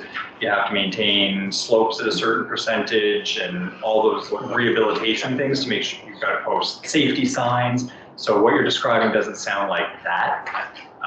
Just for Yeah. clarification, that's what I'm saying. Anyway, thank you for your presentation. Thank you. Jeff Jonah. Here are some of the other questions, this is pretty mind numbing, but I'm gonna ask it. Under the current land, residential hill spread. Yeah. Somebody put up a building and throw 5 or 6 chickens in it. Back to that. Yeah. We should try to stay away from specific It's just a question. If you have a question. If I remember correctly, hobby farms were not allowed in Hillsborough. Okay. I can't confirm that, I need to dig a little bit, but I don't believe so. Okay. Councillor Elderton? No, I've asked my questions. Okay. Councillor Ward Russell? Two Skip by questions. you. Sorry. That's all right. Residential tourism, you say it's only for Elma. Yeah. Should that be considered for the other two corporate areas as well? I'm just wondering why just Elma? It was a zone that was developed during the Alma Rural Plan, that was really specific to, and perhaps Councillor Arrow can confirm he was part of that process, but really, supporting the development of Fundy Park, tourist accommodations. It really is that last stop before folks go in for several days. I just think there might be other areas. It's cottage clusters, isn't that the key? That would be a big Multiple one. dwellings is allowed. Yeah, so I guess it certainly, it will become a zone in the Fundy Albert Rural Plan. So it's a zone that someone could rezone to elsewhere, but we wouldn't really know what properties to proactively zone that as part of this So it would be exercise. available to other Yes. areas. Okay. So my hot topic would be, and I know that you were involved a number of years ago with cannabis. Yeah. So I know that the indoor, I've read that, the issue that we had was outdoor. Yeah. So I'm just curious where that would be zoned at. Everywhere that allows agriculture. So it is a very agricultural. That is the provincial directive that we received from the province. There were several different interpretations. Well, I don't think it was your minister that signed off on that. There was inconsistency with planning interpretations throughout the province when cannabis was legalized. So the province directed us that anything indoor is to be considered industrial, anything outdoor is agricultural. So we haven't deviated from that policy, which as far as I know is still in effect. Thank you. Okay, thank you. The only question I have is, and it relates to some of the work that's being done for the social development and inclusion work that is being done at the Southeast Regional Service Commission, is there anything within any of the current zoning that are being proposed that would allow for multiple dwellings on a lot? Let's say there's a developer that wants to develop many houses. Yeah. In clusters, for kind of an affordable housing type development. Yeah. Would there be any zoning that would allow for that in a, let's say, in a former incorporated municipality? That would be the dwelling group zone. The dwelling group zone? Yep. So that would accommodate that, because I know that's a big topic of discussion, and the province and the municipal governments are trying to encourage that. Yeah. So that it creates affordable housing for folks who really aren't able to stay in their larger homes. They can get into these little small, I think they call them just small homes. Yeah. Okay. Well, Yeah, that's it. no, there's nothing that would allow for that today, but they could go through a rezoning process that would be considered by council. In the group, the Dwelling group, yeah. Dwelling group. Okay, thank you very much. Well, unless anybody else has any other questions, I'd like to thank you very much, Kirk, for coming here this afternoon. It was an informative presentation. I guess the next steps are you will send those 3 questions to our CAO. We'll get the response back to you in time, but like, as you said, you're going to reach out to the provincial government departments to get their feedback so we can get the ball rolling. There's an opportunity for us here to be one of the first municipalities to adopt a new rural plan for our municipality. So let's not lose that opportunity. Let's get it done, and that we can check that box off our list. Our bylaws can be. Yeah, exactly. We're on a roll for bylaws, so thank you very much for your presentation, sir. Very much appreciated. I'll kind of pause for a second and give you an opportunity to get organized. Yeah. Oh, too late.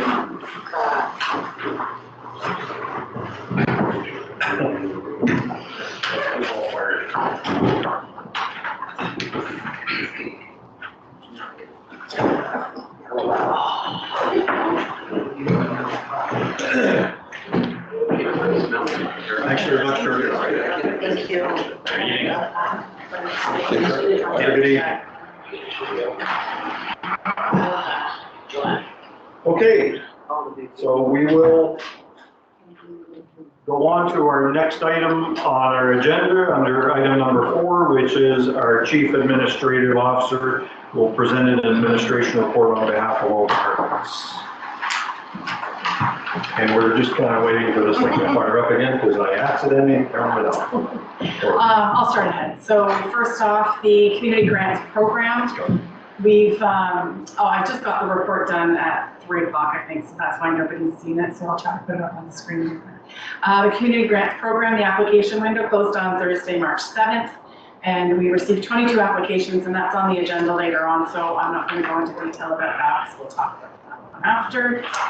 As far as tenders and quotes, it's the only one that's currently going on is the Shoreline Trail. That one just closed this afternoon, and we received 6 applications for that one, and we will be assessing and awarding that contract in a week and a half is when we're meeting to review those. I'm going to turn it to Jillian then for the financial section. All right, so for finance, our applications have been submitted for the hearing, and I sent the last additions and changes to Jennifer Vino on these. So everything's set to go for our hearing next week. I've had Bob and Linda sign off on the Alma audit, and I've sent them off to the province today, so that won't hinder our hearing for the Alma project. The Riverside Elbert audit, I'm waiting for a final draft from the auditor, which I requested earlier today, so it can be able to be approved next week and allow the Riverside Elbert project to continue.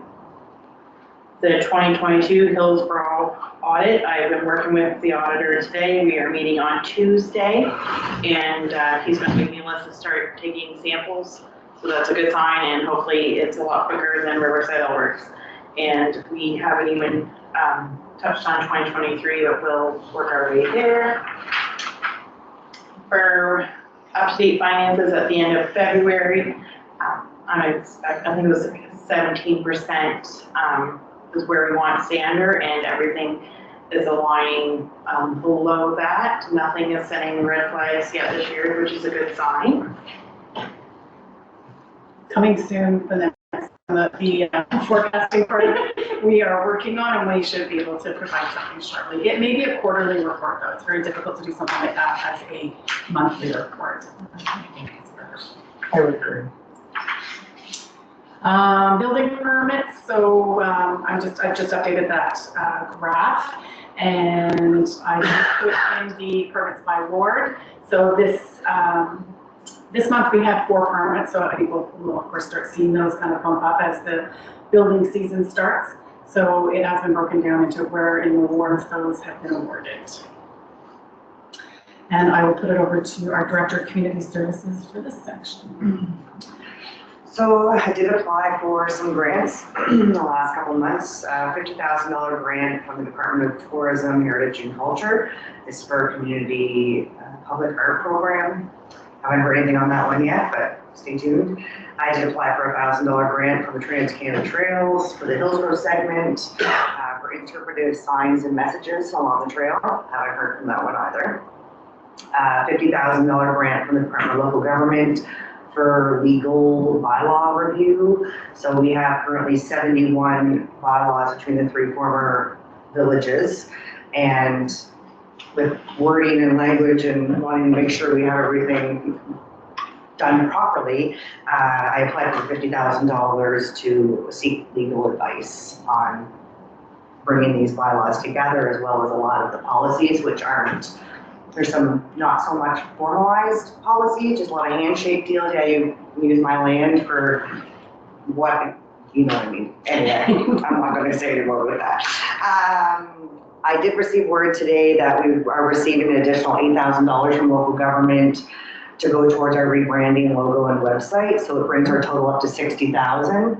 That $50,000 grant, I won't hear anything until their fiscal year is done, which is the end of March. So hopefully in April, I'll hear about $50,000, but we are getting an extra top up for rebranding.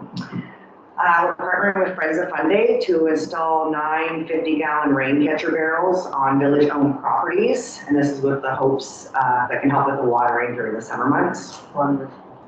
We're meeting with I'm meeting with Friends of Fun Day in April 9th to discuss further. Responding to New Brunswick Army Power's request for expression of interest for DC fast charge site hosting for public use. So the intent is to ask for 3 fast chargers, 1 in Alma, Riverside, Albert, and Hillsborough. The deadline has been extended to April 30th. I did have to attend a mandatory meeting last week, the 21st, and I'll be submitting my application probably the next week or 2. Okay, that's a question. Sure. On that one, Kim, the meeting you attended, was that also a meeting that perhaps commercial establishments might have also been? I honestly don't know who was in attendance. Okay. I think it's for anybody. I think it's for open to anybody. Yeah, no, but I would be curious if we knew, just only out of interest, if there are businesses in Fundy Albert who are also going after this. The more the better, right? Yeah. I would guess that would be an assessment on their part to say, well, how many are we putting in this one area? And they might not grant all of them, they might only grant some. Right, I was just asking, did we know of any? Yeah, I'm not sure. No, okay. I'm not sure if they're. Okay. That's all I have for fun stuff. The next one is water and wastewater, and I'll point out that our Director of Operations isn't here tonight because he had some family obligations he had to look after, so. But so we met, and I know that the submission for the annual drinking water report, which was due March 31st, was completed, and it was put in. And just when I arrived today, we did receive our certificate to operate for all of the 3 former villages. For the next 2 years, I think those are for. I didn't really look at it, but so that means that we've met all the requirements, and they've granted us that certificate to operate.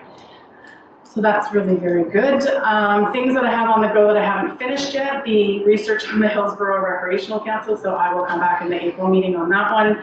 Canada Day celebrations, something that was identified when I was going through the community grants program.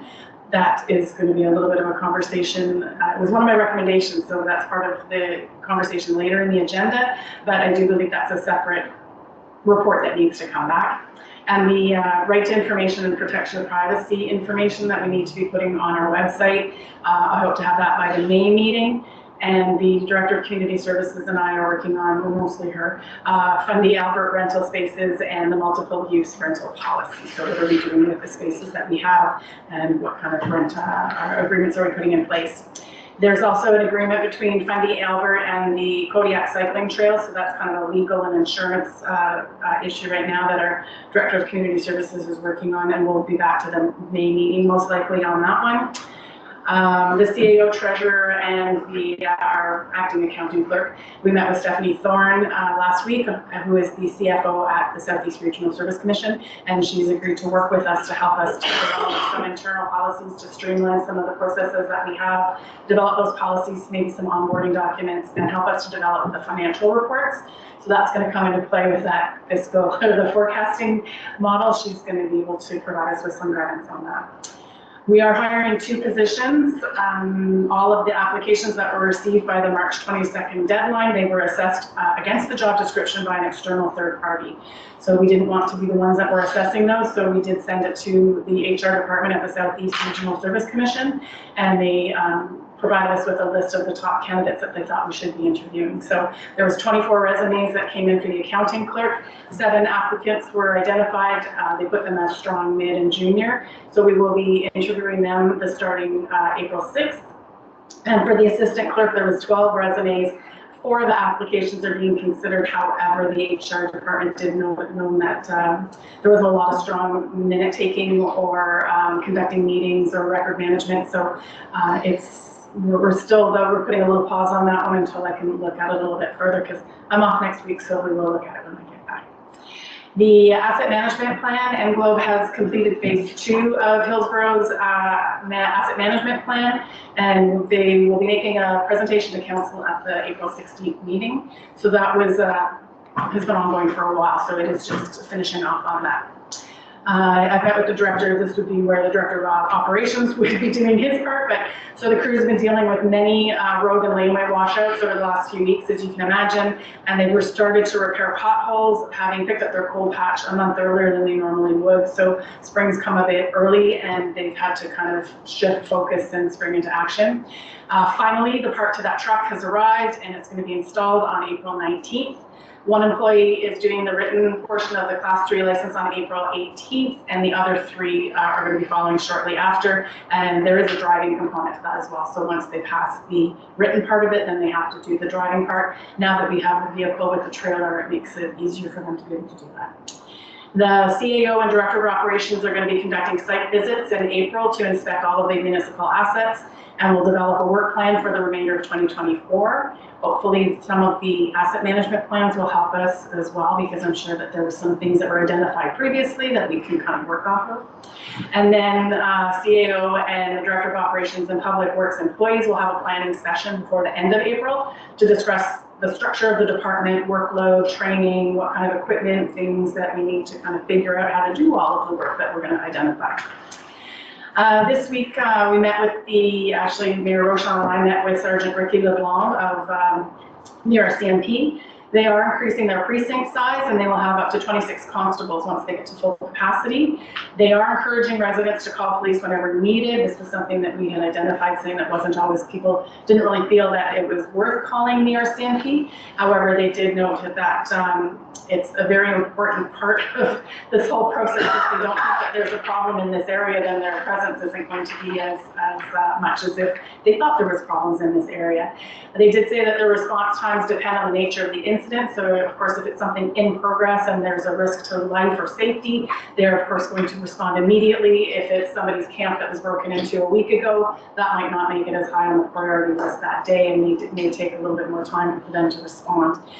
Residents can also use, there's a Crime Stopper app, and it's a completely anonymous tip line, and they're encouraging people to, if they're concerned about phoning these things in because they think they can be identified. They are encouraging people to use that app. We are working on the new website as part of our as part of our branding exercise, so that might be something that we'll include on our website, so residents will have access to that. We've also asked that as they're working on their community engagement portion of their jobs, that they come to a council meeting and present to us in the future. The bylaw review, I kind of tweaked it a bit. It's a little bit hard to see on this, I apologize, but we did say that we were going to do the unsightly premises and enforcement of bylaw as the first one. Next, we were going to look at noise and animal control, so that should be coming out to you in April. Oh my goodness, already. Garbage and loitering was going to be after that. Fire department I put in next, and then I did put in the all-terrain vehicles, which is on the agenda as well. So I'm not sure if this is still one of the bylaws that we wanted to look at this year or not. That would be up for council to decide. And then lastly, we would look at that water and sewer.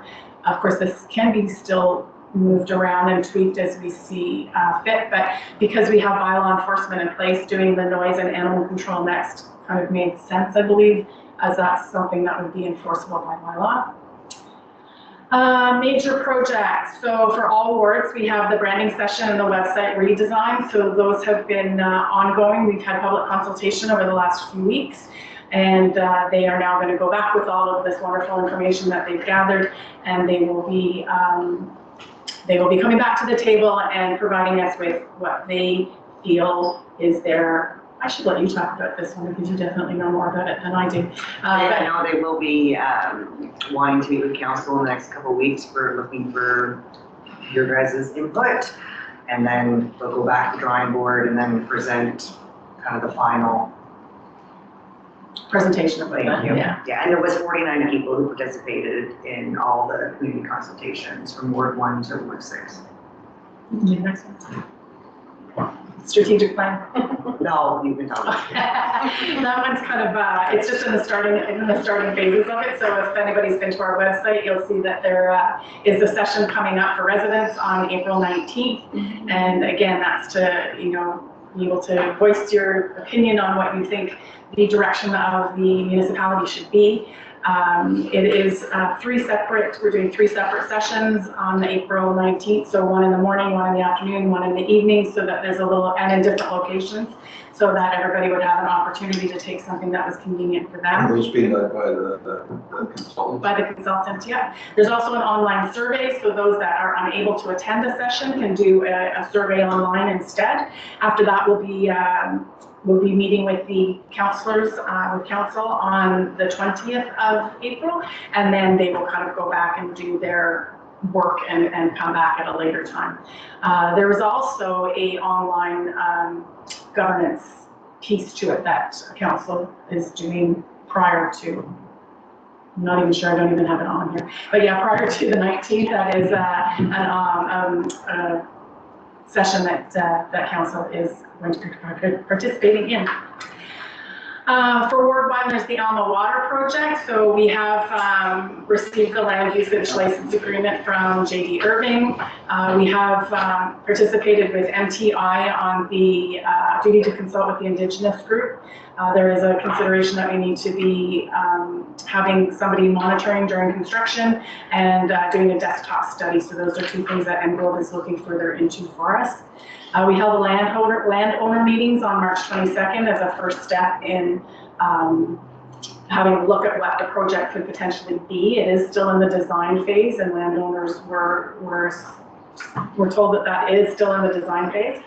We're holding a general public consultation meeting on April 10th. Invitations will be mailed to all households in Alma. It'll be posted on Facebook and on our website. There's going to be a poster in the post office, as well as advertisements in the newspaper and letters to government officials, because those are all the legislative requirements for this type of meeting. And ENGLOB, as I said, is working on the preliminary design work. As far as temporary water, the goal is to have the pipe in place by June 1st. Fundy Park is in the process of drafting their agreement for that water use right now. Department of Health has confirmed that if we can get the pipe and the temporary water line in enough time and have it disinfected as per the AWWA requirements, we should be able to lift the boil order. Each side of the distribution will need to be monitored daily for chlorine residuals, and each side will require bacteriological samples weekly, and that's normal practice for our water anyway. This isn't anything new. Fundy Albert should be then provided with copies of the testing water on Fundy National Park side, so we know that the testing is being done.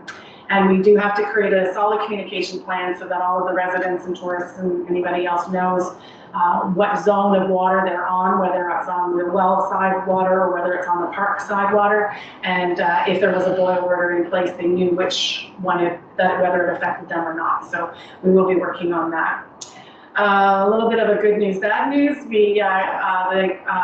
Englobe found an error in the quantity of pipe that they had previously quoted for that temporary water line, and it's now at $69,685 and change. I think it was around 50 in the first place, 50,000. So, however, the quotes, it's been approved under the capital borrowing that this is an eligible expense. So we will be able to have that incorporated in the project, and that's not money that needs to come out of our budget today. The hearing for capital borrowing board is April 6th, and Jillian, correct me if I'm wrong, we should hear shortly after that, if it's been approved. Usually within the week, I hear the results of the hearing. Yeah, and that's the good news, because the piping in for the temporary water line takes about 5 to 7 weeks to receive. So we really want to get that order in as quickly as we can, but we can't put the order in until we receive that confirmation. The catch basin in Alma is phase 1 of the project has been closed. That was the making that correction in front of the fire hall on Main Street, if you recall. The deadline we had to have that closed by the end of March in order to meet the requirements set by DTI. So there is still one small deficiency, and it's going to be addressed in phase 2. And phase 2 is that retention pond and the improvements to the culvert inlet near the fire hall. You mean the outstanding safety deficiency is not being addressed by the whole, through the whole back stuff? No. No. It could put the whole funding at The risk. funding would have been completely at risk, so we needed to move forward and close the project. We are still working on what that solution is going to be. There may be a temporary fix of putting some asphalt around it for the time being until we can address it in phase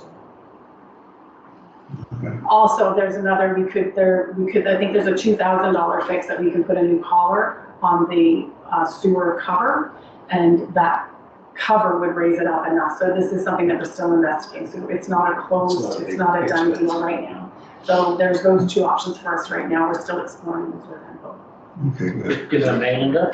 What's the issue with the catch It basin? dips down, and it's a bit of a tripping hazard. Thought to be a bit of a tripping hazard. So it's trying to, but it's where the piping was, and it wasn't along. And there's a story in there. I can provide a better explanation So if I email it to they're you. going to address it, or just leave it the way it is? Yeah, like I said, there's 2. We can either, the solution was either to put a little bit of asphalt around it so that it's not as dipped down, and the other is to replace the collar, and it's a different height of a collar and brings it more level to the surface of the where the slab. But I thought that a graded catch basin lid was not permitted. I thought this was from, to Shane, Brendan. Yeah. On a sidewalk. What do you mean by grade? There It's got isn't a slits in graded it, one right? now. It is, to allow, it's a catch basin. Yeah, I'm not 100% sure. What I do know is that they've noted it as a deficiency. The challenge with that is had we delayed On the it, time I got that one. yeah, we. So there is a it was fix. risk. I'll present something better to council. But it seems, there may be a fix, but there may be 2 problems. So maybe we need to coordinate after. And then some of the problem has to be addressed in phase 2. Okay, This phase 2 will be from the catch basin. yeah, I get that part, because that's still, we haven't even funded that fully. Correct. But it seems to me there's a safety issue here that is not our doing. Yeah. That we should be able to leverage our partners there to take action.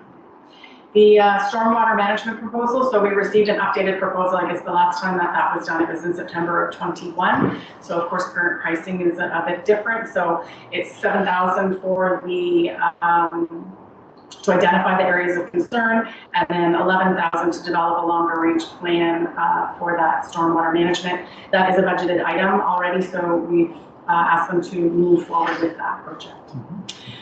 Due to issues with personnel, Englobe had to reassign the lagoon project to another staff member, so it's caused a little bit of a delay. So they are reviewing the project, and we should be getting something in the next little bit over what that long-term control plan is going to be. So hopefully by early April. And this summer, DTI will be leveling, ditching, and doing shoulder work and chip sealing 3.9 kilometers of road in Alma from the 114 up Scenic Drive. So that's Bucket Hill. There is some problems with that now. There's been a lot of runoff. There's a quick fix being done just with some of the shoulder work right now for safety, but this will be a bigger project in the summer. In Ward 2, Riverside Albert Water Treatment Plant. So we met actually with EXP this afternoon, and there was again a lot of increased costs with the initial design that they were looking at. So they reviewed the treatment requirements and they developed an alternative, which turns out to be more cost effective. The Director of Operations and I met with the EXP today, and the Director of Operations was happy with the design and thought that that was a good solution. So they are going to tender on April 19th. We'll have a chance to review that tender before it goes out. It needs to be out for 17 days, then we'll have to get the approval from the Department of the Environment, and then the contract will be awarded. So we see no reason why this shouldn't start construction by June or late June and have a summer project. As for the flooding that happened in Riverside Albert, as a corrective measure from the, and I see Shepparton and Harvey, because some people call it the Shepparton Dam and some call it the Harvey Dam, so I kind of put both. But there was a failure during the rain event on February 29th, and part of our emergency measures coordinator spoke with the engineer and has recommended that we send a letter to the province requesting that our EMO be a contact for whenever the alarm systems are activated. So we will make sure to be doing that in the coming weeks. And as far as road work, this summer DTI will complete the work on Forestdale and Caledonia Road and do the chip sealing. Ward 3, Golf Club Road, so that's been kind of discussed, but it is rapidly deteriorating. We do have concrete barriers on both sides of that, I might add, so that nobody should be able to access it. And we are in discussions on how to get that fixed. In Ward 4, the Hillsborough Water, this project's been put on hold pending a 2025 budget approval, or if a more urgent need becomes apparent. It wasn't a budgeted item this year, and with all the other projects going on right now, it wasn't, we didn't see the need in working through any kind of proposals at this time. Graybrook Road was another one we talked about earlier, so a meeting is scheduled for April 16th. When the representatives from DTI and Fundy can discuss what's going to happen there, and again, specifically to raise it level to the 114 and the possibility of resurfacing. And lastly, on that, Ward 4 is DTI has approved the scope of work for the, has provided the scope of work for the tender on Pound Hill, and Englobe has now been engaged to provide consulting services to initiate the process. And if we can maybe tie that into other projects within Fundy Albert, or at least in close proximity to Pound Hill, we might see some better value for, because it's only 0.2 kilometers, it's such a small project, it might be to our advantage to try to merge that with something else. And currently there are no projects going on in Ward 5 or Ward 6. And that's all we have. All right, thank you very much. Let's go around the room to see if there are any comments or questions. Councillor Arrow. I got a couple. Back to the Alma Water, it mentioned that Engel's working on treatment options. Do we know if there's treatments other than chlorine? I haven't heard of any other than chlorine, but I think it's still too early for them. I think it depends on what system they're developing. Okay. I have a request moving forward, like we have our fiscal updates that Jillian's providing, which is good for Fundy Albert. I think moving forward for the Alma Water project could be useful to see how we're progressing there, considering that, that project, the amount of money is dwarfs our. That is the goal with these current projects, is to, but as soon as we get the funding in place, then as soon as we start spending off of it, we will have graphs that will show where we are on each of these projects. The last one concerned tendering. It's just a question. And this has come to me from other people who were asking a similar question. I did not know the answer.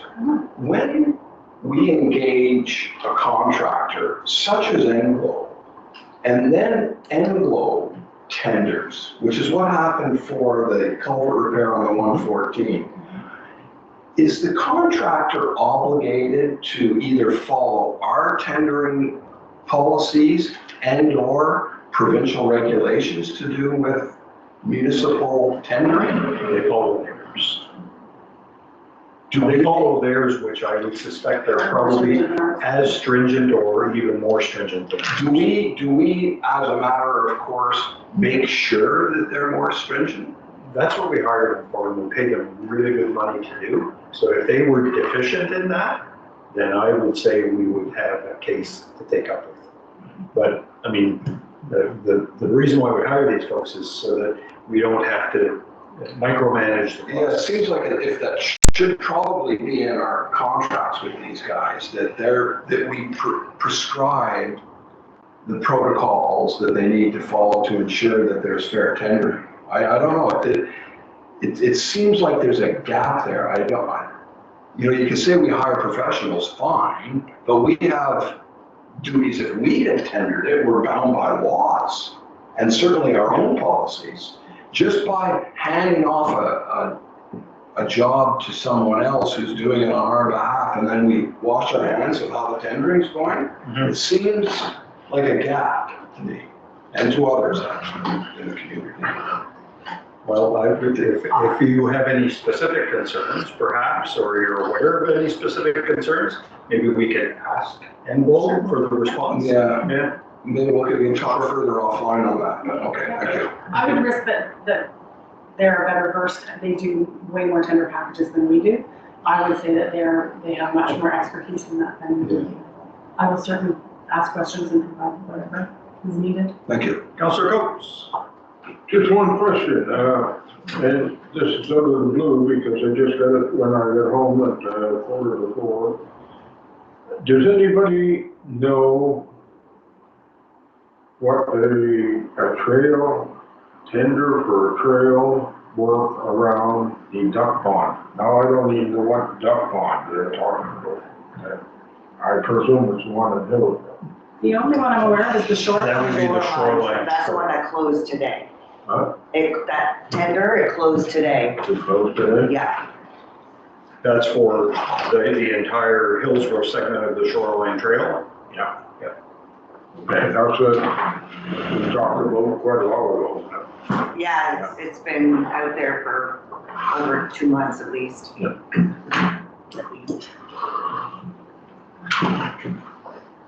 Sorry, my battery is dying. I'm good.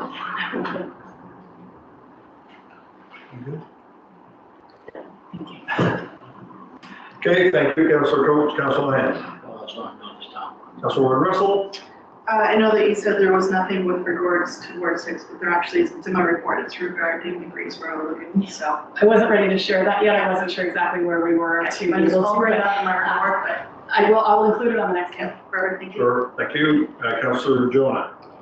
Question, the reason that we gave the village of Hillsborough a water and sewer increase was for water exploration. Correct. And by saying this is on hold for this year. There's a question I had about that.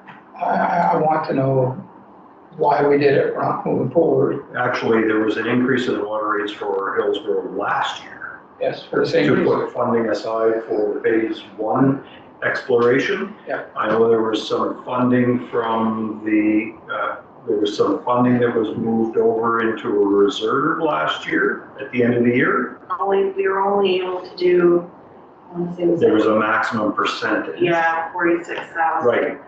And it's. So the rest would form a surplus, if there was a surplus. Exactly. Right.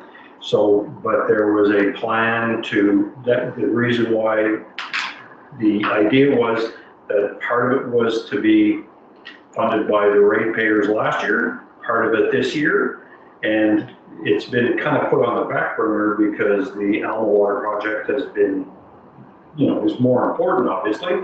But the question is, is there any particular reason why we're pushing it off until next year? And this could be entirely my. No, No, you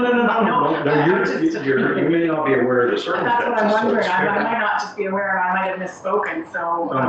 No, I guess it just, if it's, that's why I've been telling people, you know, this is water's gone up, and now we're saying that nothing's being done again this year. So I'm just wondering, is the monies that are being collected extra being set aside? And I didn't speak to Jillian about this. Absolutely. When me and Linda looked at it, I think the forest costs went up again, and we weren't able to cover the full phase one, but it was short, I wanna say 20, maybe 30,000 average. And I think we had gone back to England and said, can we not start part of phase one this year and continue working on to it in the next year? And I'm not sure where we left off on that. And I think that's where I came up with my answer, is that we spoke to Envelope and they said, well, maybe we can just put this on the back burner. And I didn't think about what had happened before. So let me look into that one further Thank you. and get back to you, because I think I might have misspoke on that. I apologize. There are a couple of details that we can discuss, one of which is we had an agreement with a property owner.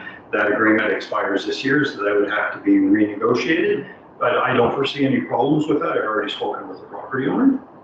But nonetheless, if there is something that we can start, because there's road construction that has to occur, there's the surveying that would have to occur, or the initial work, it can likely be split up into a couple of calendar years for us.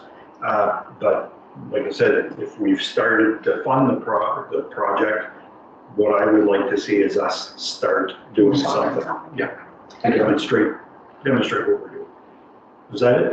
Yeah. Yeah, Councillor Elderman? Yeah, just one thing for me is just to maybe add under Ward 2 the Riverside Albert fire truck, just to keep the process there so we don't lose sight of that.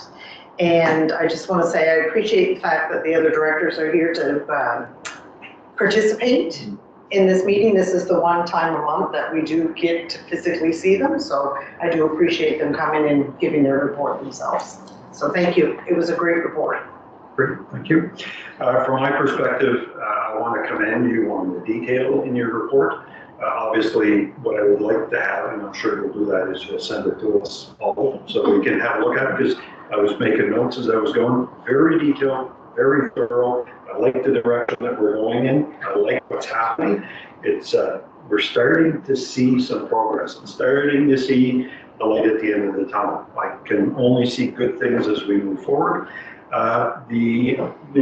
My only kind of thing that clicked when I heard it was the water issue for the community of Hillsborough. I think that's just maybe a misunderstanding more than anything else. But yeah, so thank you, and thank you very much for the very informative report. So I even had an extra week and I still didn't get it done until 3 o'clock today. So I will send it to you. And so we'll move on to item number 5, which is new business. And there were items. The first one is the Service New Brunswick property tax insert. So the Union of Municipalities of New Brunswick recently sent the Minister of Service New Brunswick a letter out of concern about the department including an insert with property tax bills, and the impression this has left the public that municipalities are solely responsible for the content of their bills. Union Municipality of New Brunswick is asking member municipalities to send letters to the minister. They provided a draft highlighting the importance of collaborating with us and to provide complete information. So I will be seeking, and don't need an answer today, but I will be seeking council's approval to send the minister a letter as requested. A motion to that effect will be included in the council package during the regular meeting of council scheduled for next Tuesday, April 2nd, 2024. Are there any concerns or questions in relation to this?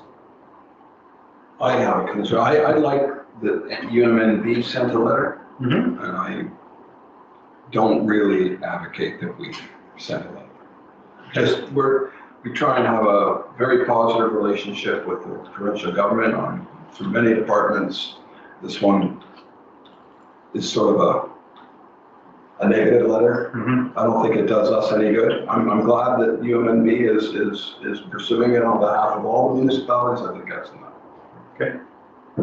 Councillor Coates, anybody else? Well, rather than go around, anybody else have No, I any views? agree to send a letter because, I just had a talk with a fellow last week on my appeal and, I might as well talk to the paint wall. Hey, anyone else have anything that they want to bring up? And you don't have to respond tonight. It could be it'll be introduced as a possibility of a motion. If no motion's made, there won't be a letter sent.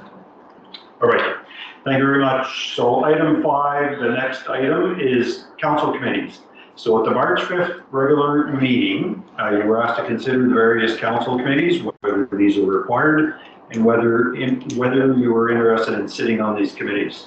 We will have a discussion about these committees and we'll follow up with a motion if required at our April 2nd, 2020, April 2nd regular meeting. On the question of the need for council, what are your committees? What are your views? Do we have committees? Do we not have committees? Do we strike ad hoc committees as required? Or do we do things just simply as a committee of the whole? My personal thoughts are, when I looked over the committees, I think while we're finding our way, like I think we've talked about, we reset, I think our committees need to be put on hold until possibly next year, with the exception of, I'm not even sure which one it was called, I don't have the list. Seniors Advisory? No, the Personnel Committee. I think that is one that we have to have, is a Personnel Committee. I think during the time frame, I believe right now, we have a process to walk us through the probationary period. But after that, I think we would have to have a Personnel Committee. That's my thoughts. Councillor Jonah? I would agree. I think we're restructuring, we're finally finding our way. I'd like to see the committees put on hold until next year, till we have a complete grasp on what's happening here. And just, if something comes up, we're going to spend an extra 20 minutes at a community of the whole meeting to discuss it. I think that's the way to go for now. But definitely take a look at it again next year. Not strike it, just put it on the back burner. Okay. Councillor Russell? Yeah, I would agree. Councillor Land? I agree the same. Leave it to me at home for now. We can revisit it next year. Councillor Coates? I disagree, but I do believe if I read something right, I was appointed to the EMO committee, right, by you. Correct. And I read somewhere, and I might be wrong, that term stayed with you to the council, the term of the council. Am I right? Right. So the EMO committee is a little different. Yes. Because it is a requirement of the Emergency Measures Act. Correct. Yeah. Right. And so that is an important one. It's in place. And in fact, there are other requirements there that we have to meet. That's right. Right, okay, that's, I'm essentially talking about the initial committees that we struck. I believe it was in January, February of last year. Yeah. We're required to renew those every year. good. Okay. Councillor Darrell, I'm agreeing that we sort of stand down for this year, although are we agreeing that or not that we can maintain the Personnel Committee for this year? There's one person that has. I would advocate that, support that. And the Emergency Measures Committee, as Mary just mentioned, under Section 9C of the Emergency Measures Act, it's required, so we need to maintain that one. Okay. I agreed, I wanted the Personnel Committee. Oh, okay, I'm sorry, I just heard no. I think we all kind of went around and said we agreed with Loretta. Yeah, Personnel Committee. Oh, okay. Yeah, I'm good with that. Okay. Yep. What does the Personnel Committee? The Personnel Committee is supposed to look at personnel related issues. It's in terms of reference, it was developed and it's in could address any issues with the CAO. It could do the CAO's performance evaluation, and so on. And any other personnel related matters that happen to come up for advice to council. You should look at the terms of reference. Yeah. It's there. Okay, from my perspective, I have my own opinion on it. I'm not sure I would agree with everyone, but I'll bring up a motion for the personnel committee to, prepare a draft for a personnel committee motion to be passed at our April 2nd. So that it was the council committees. The next one is the CCRC request for an ATV bylaw. So Chipoti Community Revitalization Communities approached council at the meeting on March 5th to outline their interest in developing an ATV trail from Hillsborough to Alma. It's a 3-season trail. One of the elements of that is the creation of a bylaw that would permit the operation of ATVs on certain roadways in Fundy, Alberta. Our CAO kind of identified that bylaw possibly in the fall, I believe, or later on in the fall. And this is something that's going to take some time to happen. It's not going to happen. We're not going to develop a trail this summer. So if council is going to pursue this request, there should be consideration given to consulting with CCRC to find out what it is that they would want from the municipality, consulting with the Albert County Trailblazers ATV Club. That can be done in conjunction with CCRC, consulting with Quad NB because they're a great source of information as it relates to what's happening in other municipalities and how to go about applying for and getting bylaws and highway use permits. And in my view, I would think that there should be a public consultation. If we're going to have ATVs coming up and down our roads, our public should have at least be informed and have a conversation with them to find out what any concerns are. While there are people who would likely be very supportive of it, there are probably those who probably don't like it. Nonetheless, we need to hear from the public. And then the possible development of a bylaw following the approval process as set out by the Department of Justice and Public Safety and the Department of Transportation and Infrastructure. Each one of those provincial departments has to be consulted. So I'm asking you for your thoughts. Is this something council would like to pursue? Because we really never formally agreed to do this. And again, it can be done by a resolution of council, maybe not at the next meeting, but perhaps at the next meeting. Because it sounded to me like there was general support for this at the March 5th meeting. If that's going to happen, I think it's impractical for the committee of the whole to be guiding this entire process. That's why I think there needs to be the provision, or at least the flexibility for some ad hoc committees to be put in place. Otherwise, you all are going to be coming to a lot of meetings. So, and there are others. I'm going to be mentioning some other issues that could benefit from an ad hoc committee as opposed to the entire committee of the whole. I mean, we have a hard enough time getting together for a lot of the committee meetings, and folks do have some other obligations, both personal and professional, so we need to be mindful of that. So I'm open to the thoughts. Councilor Arrow, what are your thoughts? I'm broadly supportive of the request, but I've viewed all along that the initial part we should put back to CCRC and all those partner organizations. They have, I believe, enough and maybe even more knowledge about what other communities have done to know what a bylaw, this kind of bylaw looks like. Mm-hmm. They know the communities that they want to be able to put it back to them to come forward with a more detailed,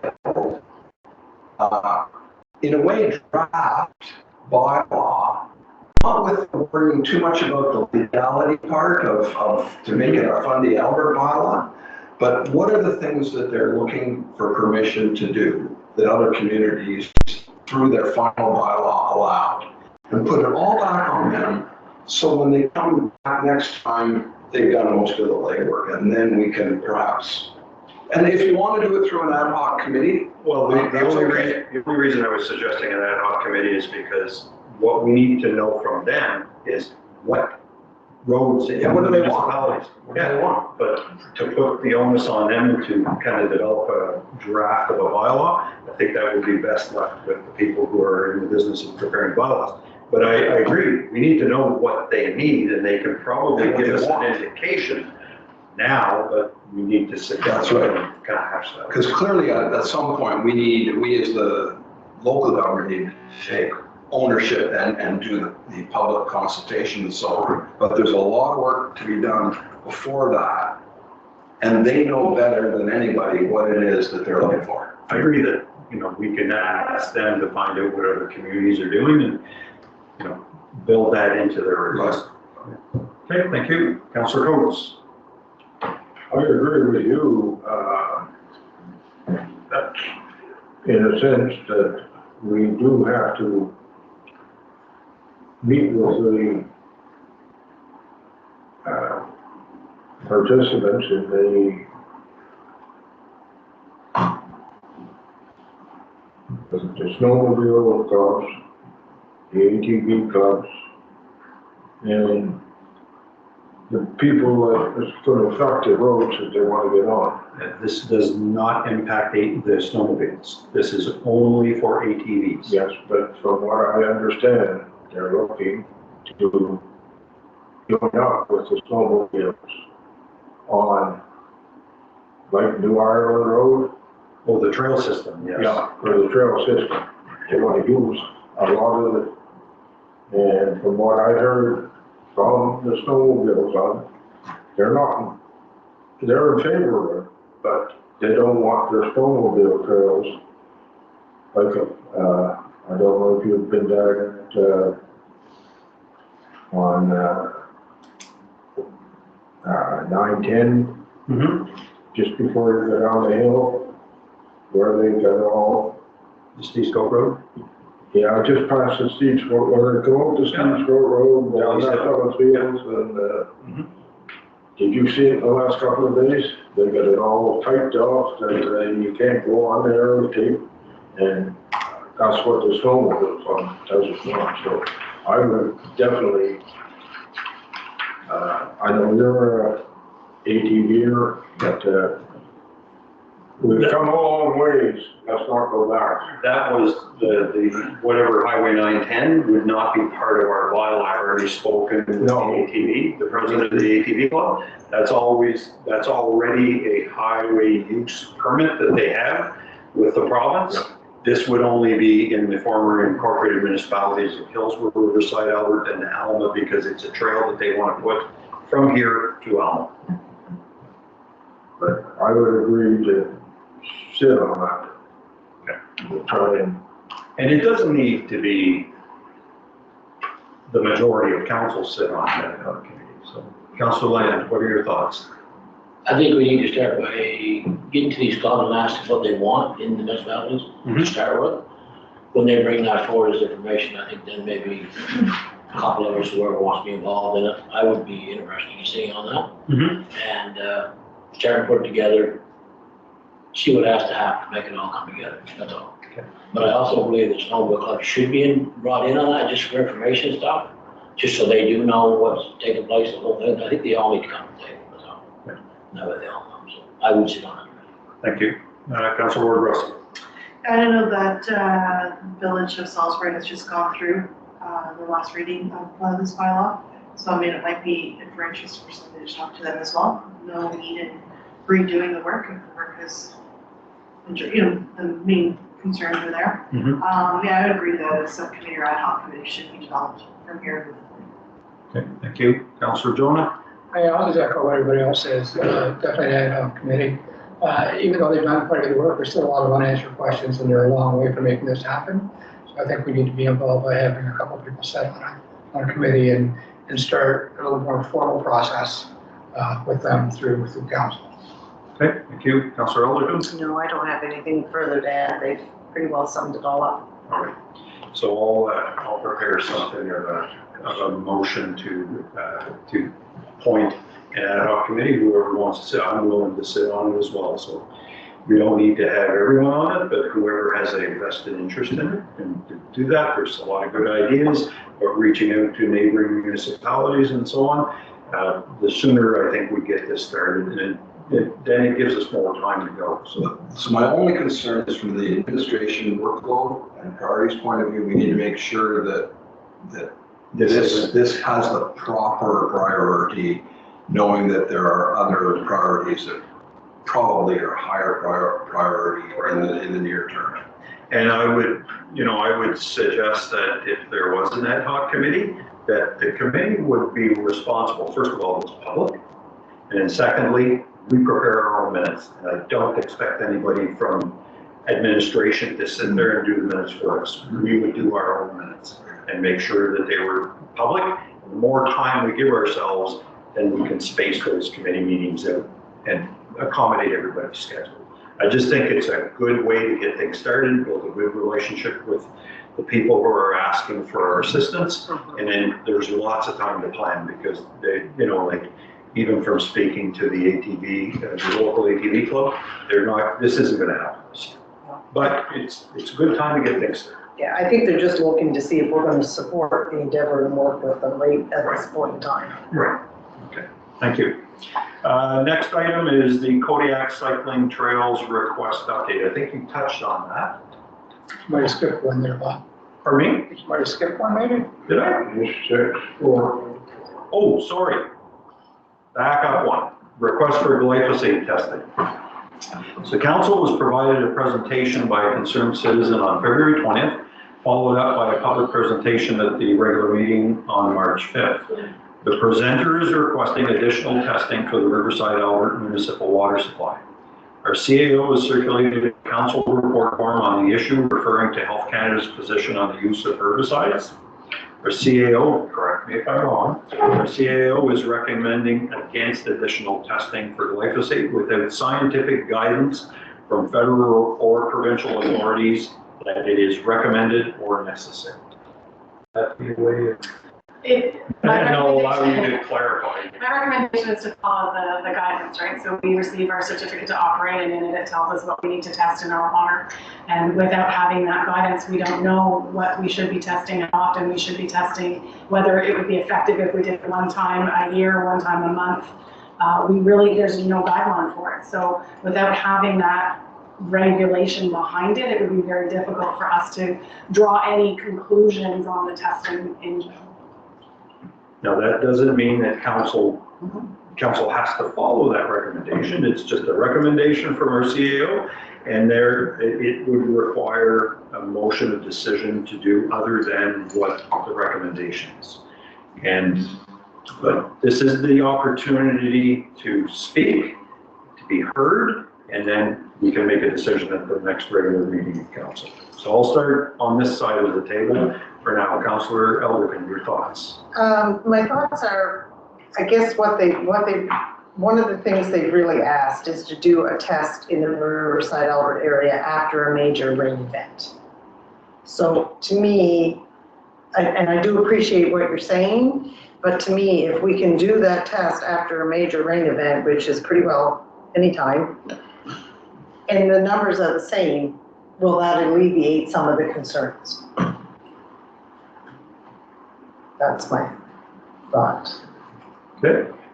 Councillor Jonah. I completely agree with Councillor and there are concerns in the Riverside Albert area. By presentations we heard, this is prime time to do such a test. For the sake of a little bit that it's going to cost to do it, I say we do it. If it comes out negative again, we put this to bed and time to move on. But as per presentations right now, it's just prime. Or if there's any type of problems, it should be seen now. If it's not seen now, then it's, we don't talk about it again. Thank you. Councillor Russell. I think I would follow the CEO's recommendations. We are given strict instructions from Health Canada, Department of Health, to follow their regulations guidelines, and I believe we're doing that right now. Okay, thank you. Councillor Land. I think we should do a test, just an Albert, just a one-shot deal. if it goes back the same as the rest, I agree with Mr. Council John. This is done, because the numbers are there. And we tested last time supposedly when they were spraying, if there was no numbers then, so it shouldn't be any problem now, so. I would support one test in the Riverside Alpha area. Councillor Coates. I think we're open a can of worms by doing one test in one specific place. You just post it on Facebook or wherever the news goes out. People around will say, well, how come we didn't get one? Then the people go, why didn't we get one? And then they'll all stir up. In my ward, a big part of the mountain water is tested daily, I'm told. It doesn't really concern me, but I think just by saying one test in one place, we're just gonna open a can of worms. Councillor Arrow. Yeah, my view is that I do appreciate the council report form that Linda prepared. In general, I agree that science, matters and needs to lead things. However, I am supportive of doing an additional test, because we've done what I consider the baseline test, right? It was just a point in time, we went, and we'd be wrong to say that there was no glyphosate, but it was low enough that it was not even reportable, right? I think that's what was one thing that was made to us, that it was below the reporting limit, which is good, that's a good thing. And we're only being asked for Riverside, Albert, which is different than the other two water systems in that it's a surface water source as opposed to a groundwater source.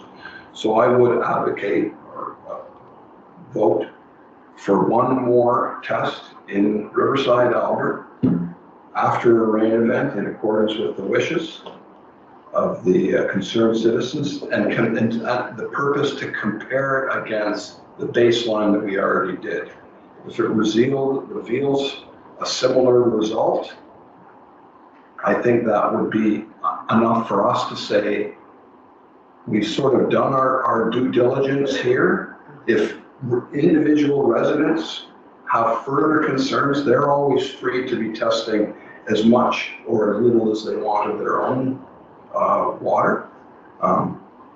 And if we have reason to believe to go back and do anything else, we can approach that at that time. Great, thank you. I think from my perspective, I think we need to be very cautious about saying there was no evidence that there wasn't glyphosate. If it's below detectable limits, it means they had come out because we had asked for an interpretation. They say we cannot say there's zero. Correct, that's all I'm just saying. Right.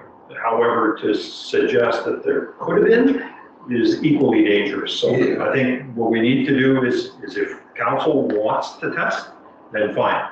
We cannot decide tonight that the water is to be tested tomorrow. This is a committee of the whole meeting. It has to be a motion of council, and we'll need to bring it forward on Tuesday, and we'll bring that forward.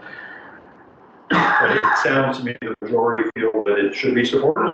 I'll prepare a draft recommendation for council or a draft motion of council for Tuesday's meeting. So thank you very much. Now, Kodiak Cycling Trail request. So I believe you touched on that in your report, correct? You did, yes. When I circulated the bundle, I said I wasn't sure if there's any documents that went with that particular item, and I hadn't heard anything back. So I should have maybe had it taken from the agenda, but as far as we know, it's being worked on, and it's going under a legal review and an insurance review, and we're going to come back in May with it's just kind of an update, because I know that our Director of Community Services has been working on it. So thank you very much. Next is item F, which is a request for a rate review for Alma Water. So at the March 5th meeting, Councillor Arrow introduced a motion to provide temporary rate increase relief for certain residents of Alma who are not connected to the Alma water supply. Council had asked for additional information in part to determine how many water or wastewater users could possibly be impacted by such a decision. The CAO has prepared a council report form for discussion this afternoon. The CAO report circulated to member of council points to the need for a review of how water and wastewater charges need to be assigned to the various categories of residents/businesses. As well, the provision of temporary water relief to residents could be precedent setting and have financial implications for the municipal utility budget for 2024. The CEO appears to be, and correct me if I'm wrong, appears to be recommending the creation of an ad hoc committee to look at the various components, whether it's ad hoc or whether it's committee of the whole, to look at the various components of the water supplies, including the development of a Fundy Albert water and wastewater bylaw. Is that essentially it? Sounds good. In a nutshell? So any views on that? This is an opportunity to discuss it because at our regular meeting next Tuesday, the matter that was tabled will be brought back to the table for a vote. So we were asking for additional information. Councillor Arrow. Well, I do completely support the recommendation that we strike an ad hoc committee, and it's looking at the billing in particular, right? So it ultimately would end up in a bylaw and the schedules that the rate schedules that go into the bylaw, but it's the billing in particular, and clearly Alma's got issues that are really starting to become problematic. For instance, in the council report form that Linda prepared, there's many more people that are being billed for service that don't appear to be using the system at all than I thought. Mm-hmm. I still actually have a hard time even believing it, but it's probably true. So I agree, I'm tending to agree that when I first made my request, where I thought that there was only 2, if in fact we're somewhere between 10 for water and 14 for sewer, this throws the equation quite a bit skewed. So I do believe that the ad hoc committee is a way to go.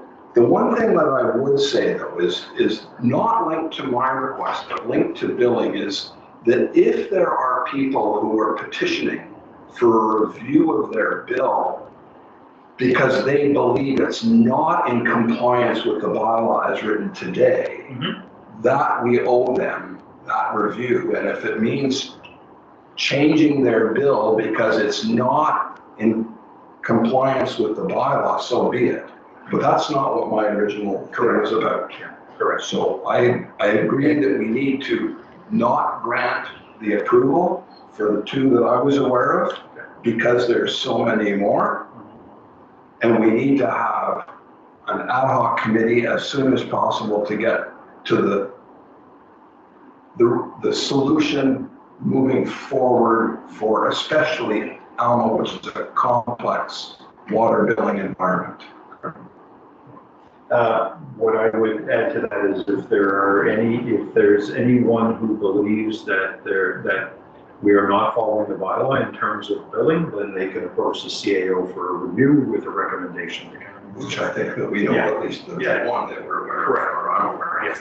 All right, well, thank you very much. Councillor Coates, any thoughts? Not really. Okay, Councillor Land? I don't think we should be giving the 2 people a break on their bill. I think it needs to be looked at and gone over. I think we also need to add in there, these B&Bs and all that kind of stuff to see if everybody's getting charged properly. I think the whole system needs reviewed. I agree. Okay, thank you. Councillor Ward Russell? Yeah, I don't 100% agree with that. Okay, Councillor Jonah? I would read that in these review as well. But just to add to that though, looking at some of these notes, you know, there's one house that used to have 2 apartments in it, now has 1. It should be up to the owners to let people know, but I don't believe at this point if there's no more, if they've only got, that apartment's been gone, they should not be billed for 2 anymore. Anyone that has a piece of land that there's nothing on that land, where the water runs by, I believe they should be built. However, if if the water and sewer is running by your house and you just choose not to hook up to it, well, that's just tough tomatoes. That's your decision not to hook up to it. So they should be built. That's the way I look at it. But I'll agree with Councilor. Seems like a building nightmare down there that needs to be taken care of. Okay, thank you. Councilor Elderkin. No, I agree with Councilor Arrow, and I'd be happy to sit on the committee, yes. All right, thank you very much. But as a point of business, the Yep. original motion has to be brought back to the table. Yep. To be dealt with in some way, shape, or form. So I'll bring that back on Tuesday. So, thank you very much. The next item is community grant funding. So the CAO has conducted an analysis of the various requests, CAO and I believe maybe some others have conducted an analysis of the various requests submitted by organizations to the Community Grants and Contributions Program. CAO recommends not processing some of the requests through the Grants and Contribution Program, if I understand it, as in the opinion, these fall into other expenditure categories, or there are a few that fall under such as advertising instead of being treated through the grants and contributions. There are others that, while they've been identified in the requests, are considered in-kind contributions by the local government in terms of either a service that we're providing them. There are others that reference additional funding for Canada Day activities that are not included in the recommendation until additional information is known. But there is a list, and I'm going to identify them, that are being recommended for approval and can be dealt with through a motion of council on April 2nd. If approved, this will leave slightly more than 20% of the grants and contributions funding for additional grant and contribution requests during the 2024 year.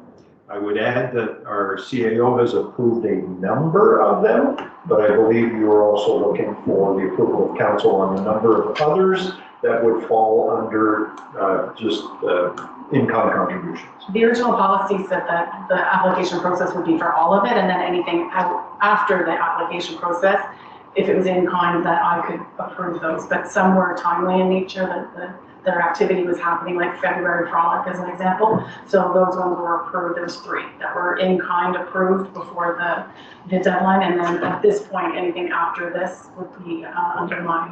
So the ones that I've noted that have a monetary value attached to it and that are included in the recommendation, they add up to a total of $32,990, would be the Friends of Funding for the Rising Tides Festival at $3,000, Literacy Express Preschool Program at $3,000, the Harvey Hall for building improvements would be $2,490, the Alma Rec Council for building improvements at $1,000, the Alma Collective for the Alma Fleet Launch activities at $4,000, Forestdale Home for an elevated garden bed would be $250, the Hillsborough District Minor Hockey Association, which would be an annual minor hockey grant for $8,000, the Albert County Historical Society Traveling Exhibit Project at $3,000, the Albert County Exhibition sponsorship of $1,000, the Shepparton Fish and Game Association sponsorship of the annual Fall Supper for $250, Fundy Blades, which is an annual figure skating grant of $4,000,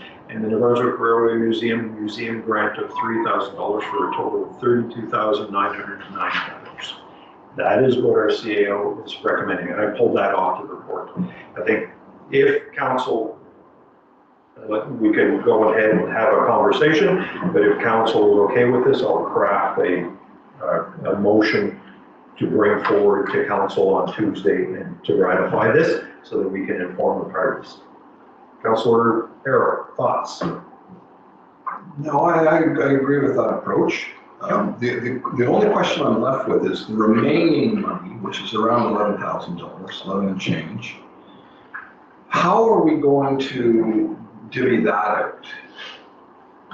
So if you know, originally I would hope that we were going to divvy 90% out, but one of my fellow councilors felt that we'd divvy out instead 80, leaving our 20, which is basically what we got. We've got a bit more than that.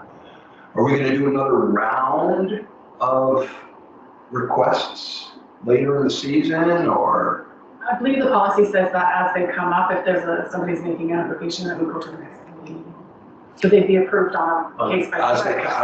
they come up. And is someone who's already received on this list allowed to ask again? They can, as long as it's if it's in the first half of the year or the second half of the year, they wouldn't be allowed to have two in the same.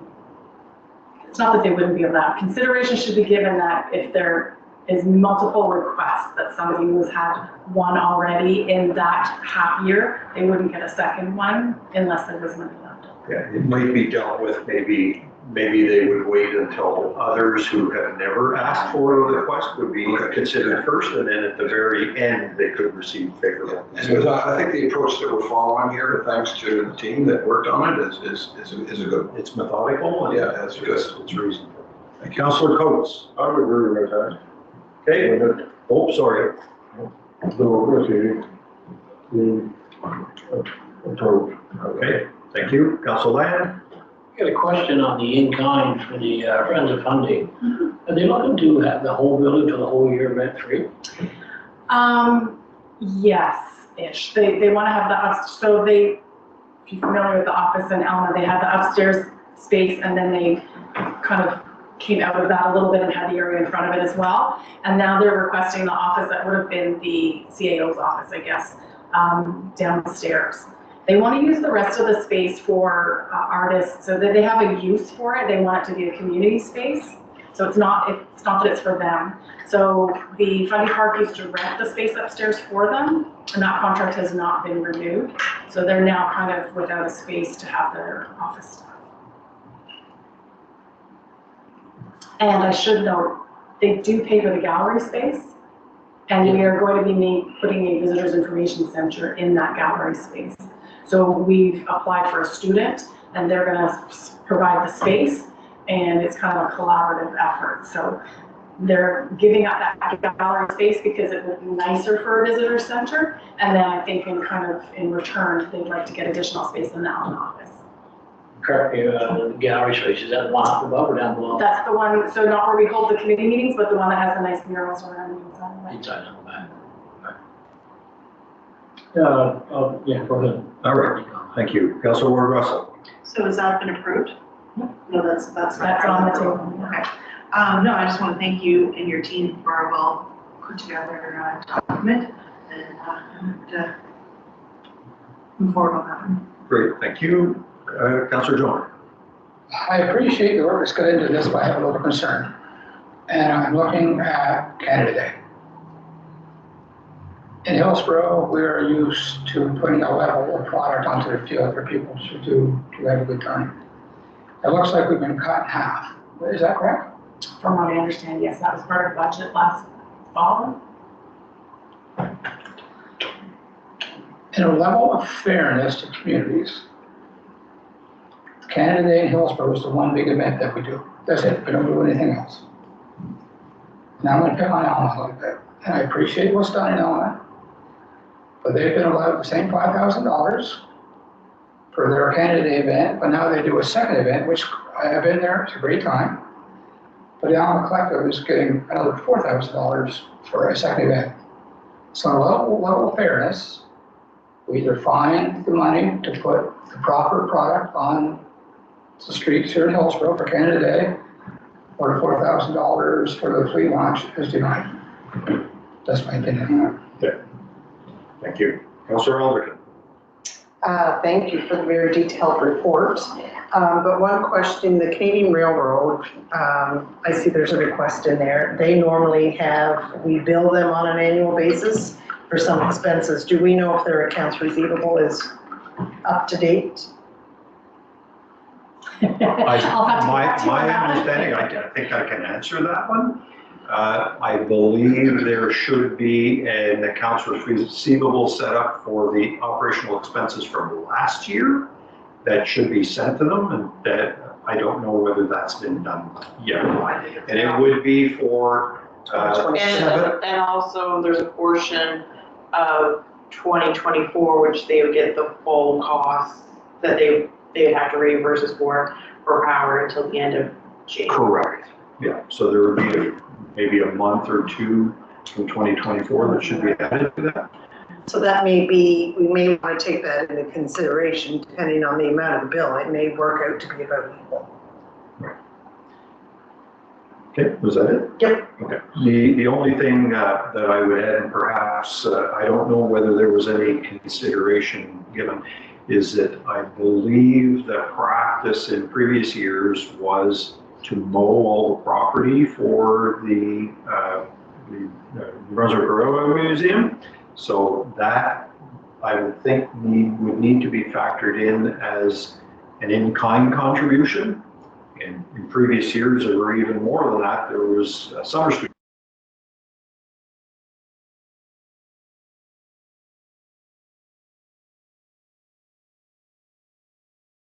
That would need to be factored in as well, because if we consider our public works staff's time mowing, the cost associated with that, is that going to still be required? And if it is, that's almost considered an in-kind contribution. I'm not suggesting in any way, shape, or form that we not do this, but it should be kind of an added cost that we can show that what we may be providing monetary value, but it's actually more than that. Because I think when we made kind of the agreement, what is that, things would kind of stay as normal, right? Isn't that part of our agreement we made? But that's when our village office was there. So it needed to be plowed and it needed to be mowed. It was as long as the Literacy Express program was in the building, or was in their building, we would continue to adhere to that. As soon as that was done, then it reverts to the remainder of the agreement, which was, there was no mowing or anything. It was just the plowing of the parking lot to make sure that they could use the building. That was the only stipulation that was in the agreement that was signed between the Village of Fundy Albert and Just the plow. just the plow. Just a couple of comments I made this comment at the previous council meeting, I think, is we need to be careful that the in-kind contributions are also respecting the other policy we have for the use of village resources for the benefit of third parties. Correct. Yeah.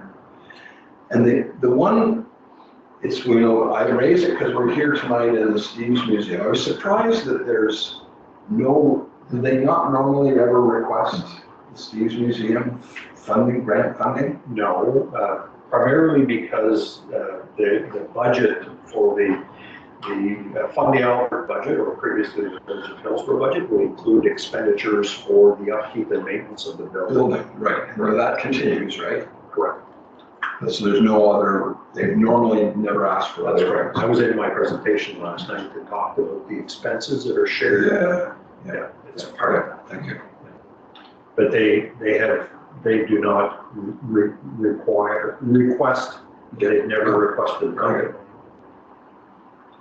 They have occasionally, I believe, and correct me if I'm wrong, there's two counselors here that in the past, they may have come and said, well, we have these additional requirements. So the village council provided a little bit of extra funding for extra repairs to the building and or trees. Okay. All right. So, whoa, sorry. Well, there was the issue of the money that was in that grants account that isn't for grants, that now needs to be reallocated or taken from somewhere else. And if it cannot be done, For then, the advertising? well, it was there was 16,220. So there was the bursaries, the Remembrance Day, the $3,000 for the honorariums, the $3,000 that we spend with Connecting Albert County. Correct. So when that kind of all got washed out, and it was a balance of $3,495 that would need to come from elsewhere, or else we'd have to cut $3,495 from that $44,200. Okay. So perhaps a recommendation from the CAO, the treasurer, and Director of Community Services could address that, come to us with a recommendation, because it would have to be paid for from somewhere. So I will prepare, based on the conversation, we've got a little bit in different places, but I'll prepare a draft motion for this. And I'll make sure that it's consistent with what we've discussed tonight. If it's entertained, fine. If it's defeated, then we'll have to come back and look at it again. Can I ask one more question? It's following up with what Jeff Jonah, Councilor Jonah, raised about Canada. Did I misread that? Wasn't there something in there that you and your team wanted to kind of revisit Canada Day to make sure that? Yeah. So I think, so I'm sympathetic with what you're saying, Jeff, and I think what is in the recommendation here is that they're going back to rejig Canada Day. I think so it's more like it's been, which I think normally it's been more funds, more municipal funds were going to the Hillsborough event than we're going to the Alma event. Stuff a bit like fairness overall, John. Yeah, so, but I guess think that was this right now. The direction I've taken from that is to not call it Canada Day, but just call it community celebrations or community events. And then what's the money that we were gonna fairly distribute, whether it's Fleet Launch and Canada Day or just Canada Day. So we can maybe go back to the drawing board on that one and go there. Thank you. Okay. As an example, if we go with the current list that's there, there's $32,990 allocated, and 80% would be $35,520. So there's a little bit of flexibility there to be able to move that around. I think what the recommendation was not to include Canada Day until we have more information. Okay? When I see us get screwed over, Bob, that's all. No, I don't think anybody has any intention. All right. So thank you very much. Next item, mayor and councillor statements and inquiries. So Councillor Arrow, please. The only one I have down are two. They're inquiries. So we just finished our budget presentations to the community, and thank you for your leadership on that, Bob. I went to the website to look at the budget because we were telling people it's there, and I noticed that the only thing that's there is the high-level document. And the problem with it is, we went to great lengths, or you did, to explain the difference between shared and local services and the different sub-units and how, but that detail is not there, right? Yeah. And so, are we planning on putting that there? We could, if we do, it will need to be in PDF form. Yes. The last thing. Isn't what was there is in PDF, I think. Yes, it is. Yeah. But our budget is, as you know, is in Excel. The budget. You can print. Yeah, we can. It seems like if while we have different tax rates, it's kind of important for people to know how we got there. And what you're presenting there now doesn't do that. Okay. The only other one, and maybe you're going to speak to it, so I'm happy to, is the EMO. There was the request for the emergency measures, mutual aid agreements with some of our neighboring communities. You're going to talk about that? No, I'm not, but if you want to speak to it, we don't know where we're at on that. What the background is that some of our neighboring communities that have well-established emergency measures organizations are looking to see if we're interested in entering into a mutual aid agreement. And we haven't yet decided what to do. I'll maybe add a little bit to it, but we're still kind of sorting out how we're going to address that, and that's something that I'll be bringing. I brought forward, as you know, to the Southeast Regional Service Commission Board of Directors. So essentially, the City of Moncton, Riverview, and DF have essentially a master EMO plan. What they're looking for is all the communities within regions 6 and 7 to sign on to the plan as signatories and to sign on to the mutual aid agreement, which would give us access to certain assets that these other municipalities would have.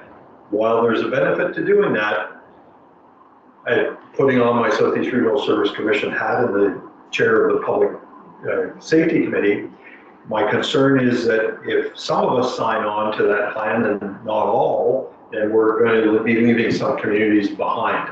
And the Service Commission's plan is to create a regional plan for all the rural communities in Southeastern, in the regional service commission area. So there's still some conversations going on. I know we were supposed to have a review of that mutual aid agreement, a legal review done by April 1st. We didn't go there.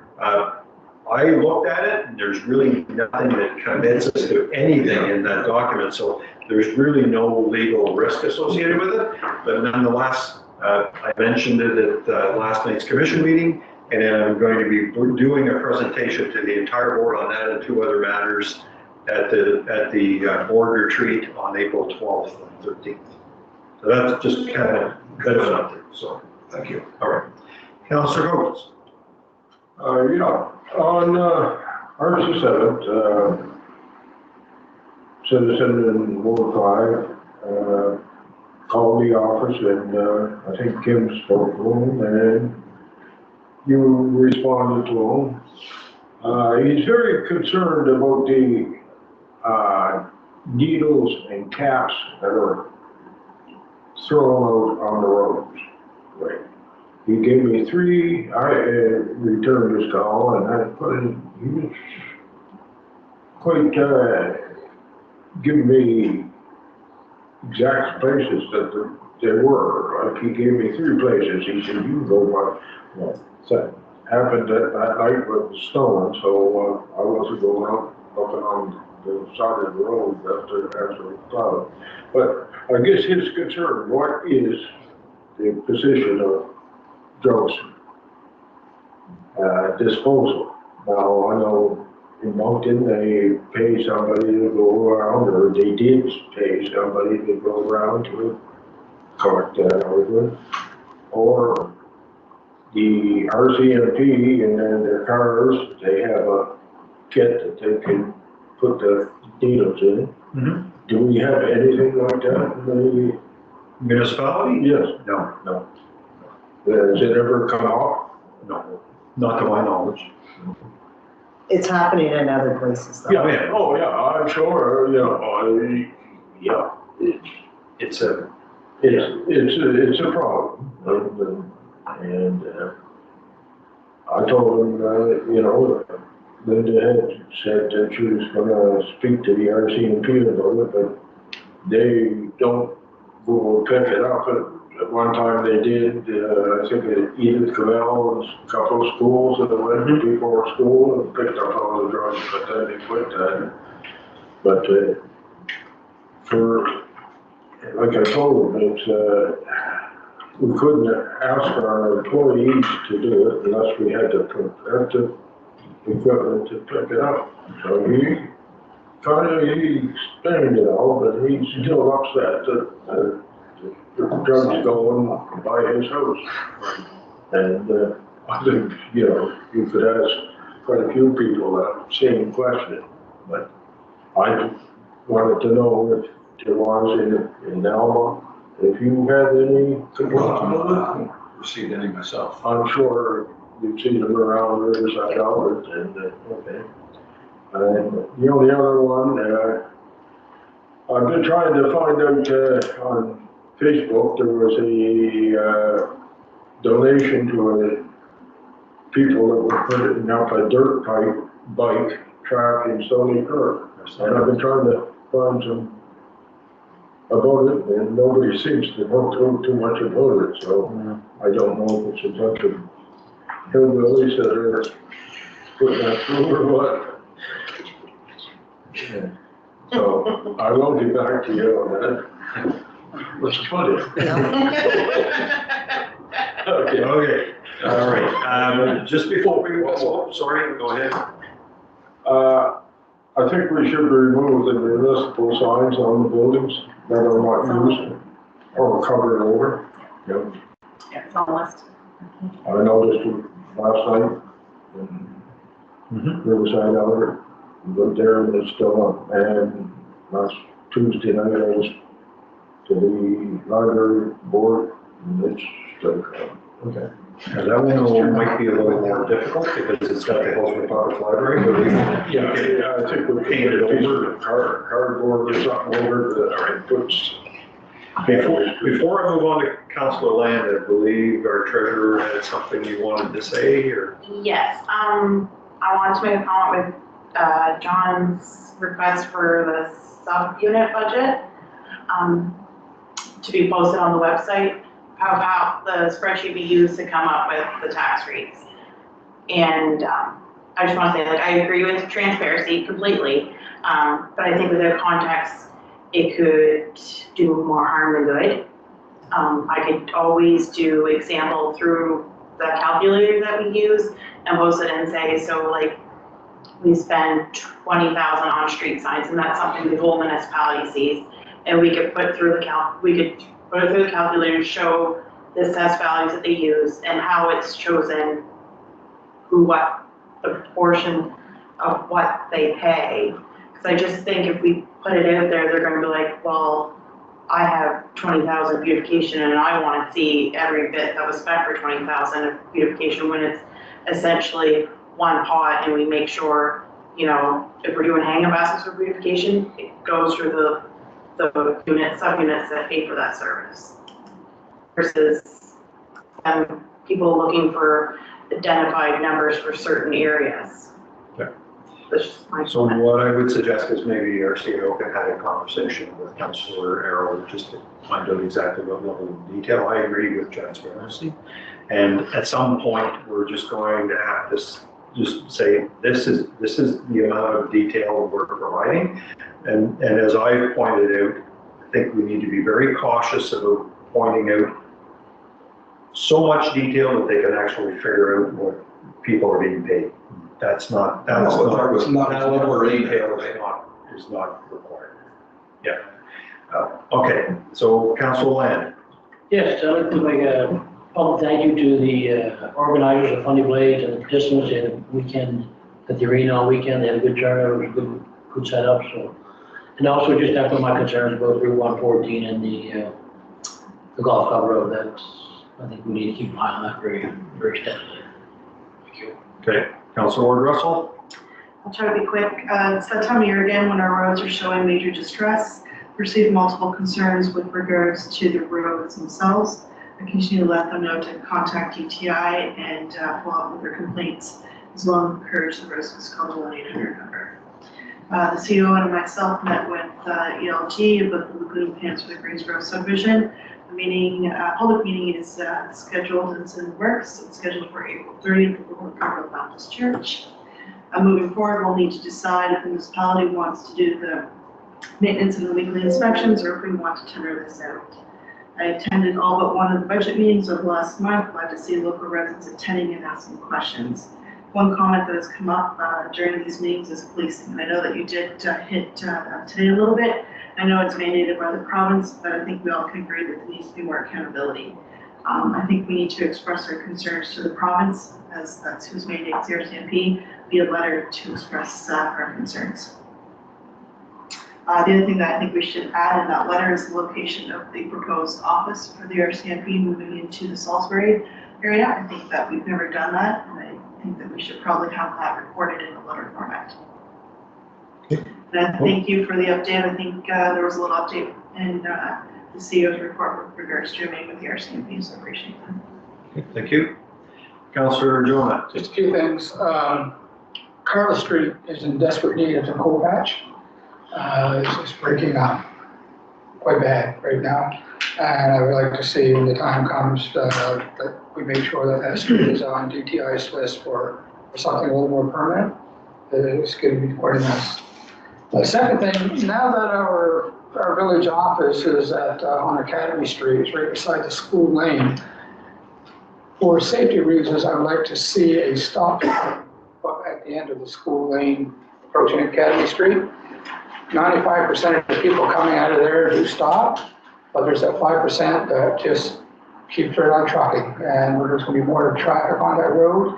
We're going to have our trucks move up and down that road. I just hate to see an incident where somebody's just pulled out onto Academy Street and caused an accident. I'd like that to be considered. Third thing, mentioned a couple times now about the proposed heavy power monument to be erected in Hillsborough. I was given basically asked if I could go to Chief Collins to contact the other two chiefs. He has contacted them both. Riverside Albert is absolutely good with it. The Alma Fire Chief seemed to be more concerned about carrying on conversations about something else, so we never really did get a firm commitment from him. So with that in mind, I would like to continue the conversation about erecting the monument at the Peace Park as well. I'd like to do that, put on either for, I guess, for Tuesday's meeting, to have a conversation about that and look for getting the okay to having that erected here in Hillsborough at the Peace Park. What I would suggest is maybe you can just send me an email with the details of what it is that you'd like to have included in a motion. Yeah. Or something. But I need it fairly quickly because I need to get the agenda for next week. Yeah. Okay, thank you. Thank you. Right, Councillor Elderville. Yeah, just a couple things. First of all, I'd like to thank you, Mayor, for your participation and your presentation for all the budget meetings, and to the admin staff for putting all the locations together. The only other thing I wanted to share with you is a letter that the Deputy Fire Chief received from a search and rescue technician from the Canadian Armed Forces. And I thought it was important enough to share with everybody. So on March 16th, a 33-year-old male who had fallen from the Bay of Fundy Cliff. He suffered extensive injuries on March 16th. David and Peter, which are two Riverside Albert firefighters, were the first two on the scene. And now I'll read to you what this technician wrote. The two men were on scene with the patient when we arrived. Dave was holding the patient's head, neck, as well as a pressure bandage, on a bleeding head laceration. When Peter was waving the commandant down and giving us the MOI and the potential injuries found on our arrival. Both men were calm and collected. I have been on a handful of calls where extreme hands can make things more difficult, especially if they are in a high-stress situation. But these two individuals performed great, assisting in spinal immobilization, wound control, trauma, stripping, pelvic binding, splinting and packaging, and the ultimate extraction of a patient via the helicopter. Peter and David did an outstanding job putting themselves at risk to help a stranger in need. Their assistance absolutely made a difference in the patient's condition and the ultimate outcome of the mission, and I wanted them to receive recognition from their employer for a job well done. So I thought it was important to share this. Again, it just confirms the need for our volunteer firefighters and our three communities. Great, thank you very much. It's nice to see their efforts recognized and the value that they bring to our community. It's very much appreciated and recognized. So I will try to move through mine fairly quickly. So I attended a Union of Municipalities Advocacy Days conference in Fredericton on March 20th and 21st. The conference included a discussion by UMNB member representatives about the importance of proceeding with fiscal reform in the province of New Brunswick as it relates to municipal governance reform. In the white paper titled Working Together for Vibrant and Sustainable Communities, the provincial government committed to bringing forward changes to finances before January 1st, 2025. UMNB had requested a fiscal summit involving municipalities and provincial government, and informed of the request by municipalities to look for changes and opportunities for increased revenue levers. The government canceled the summit. It now appears unlikely that a summit will be held before the next provincial election. Representatives from the municipalities in attendance heard from the leaders of the three political parties. The leaders of the Green and Liberal parties indicated an openness to fiscal reform, while the provincial government was reluctant to commit until after 2024. The UMNB will be developing communications material on behalf of municipalities, which will be shared in the coming weeks and months, leading up to the next provincial election scheduled for the fall of 2024. And what I would add to that is while the Green Party and the Liberal Party candidates indicated an openness, I often look at it and say, well, it's easy to do that when you're not the party in power. So anyway, so that was the leading up to that. And I think in some respects, it's leading up to some of the correspondence between the UNB and the minister for, that's only one part of the equation, but the idea is to increase revenue levers. And one topic that was thrown out was the possibility of getting access to 1% of the provincial sales tax revenues, which are continuously on increase as the price of everything increases, so do the provincial revenues. And 1% of those provincial revenues was estimated to bring in something to the tune of, could bring in something to the tune of 200 million to municipalities. And the mayors that were there were unanimous that our folks are being taxed to death on their property taxes, and that's got to stop.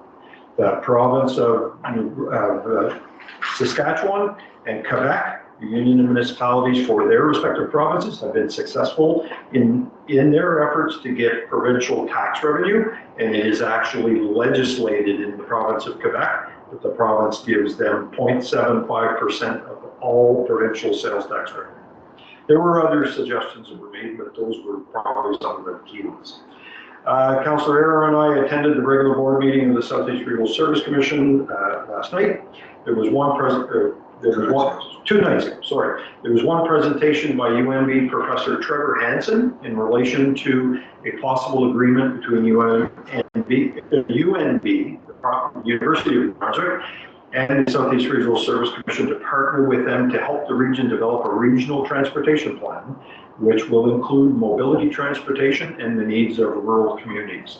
Professor Hansen possesses a PhD in engineering and is recognized nationally and internationally for his knowledge and articles. The proposal, which was approved by the board of directors, will be mutually beneficial to both the university and the region as we look to develop answers to this very important topic and question. That's it. That's all I have. Any questions? No?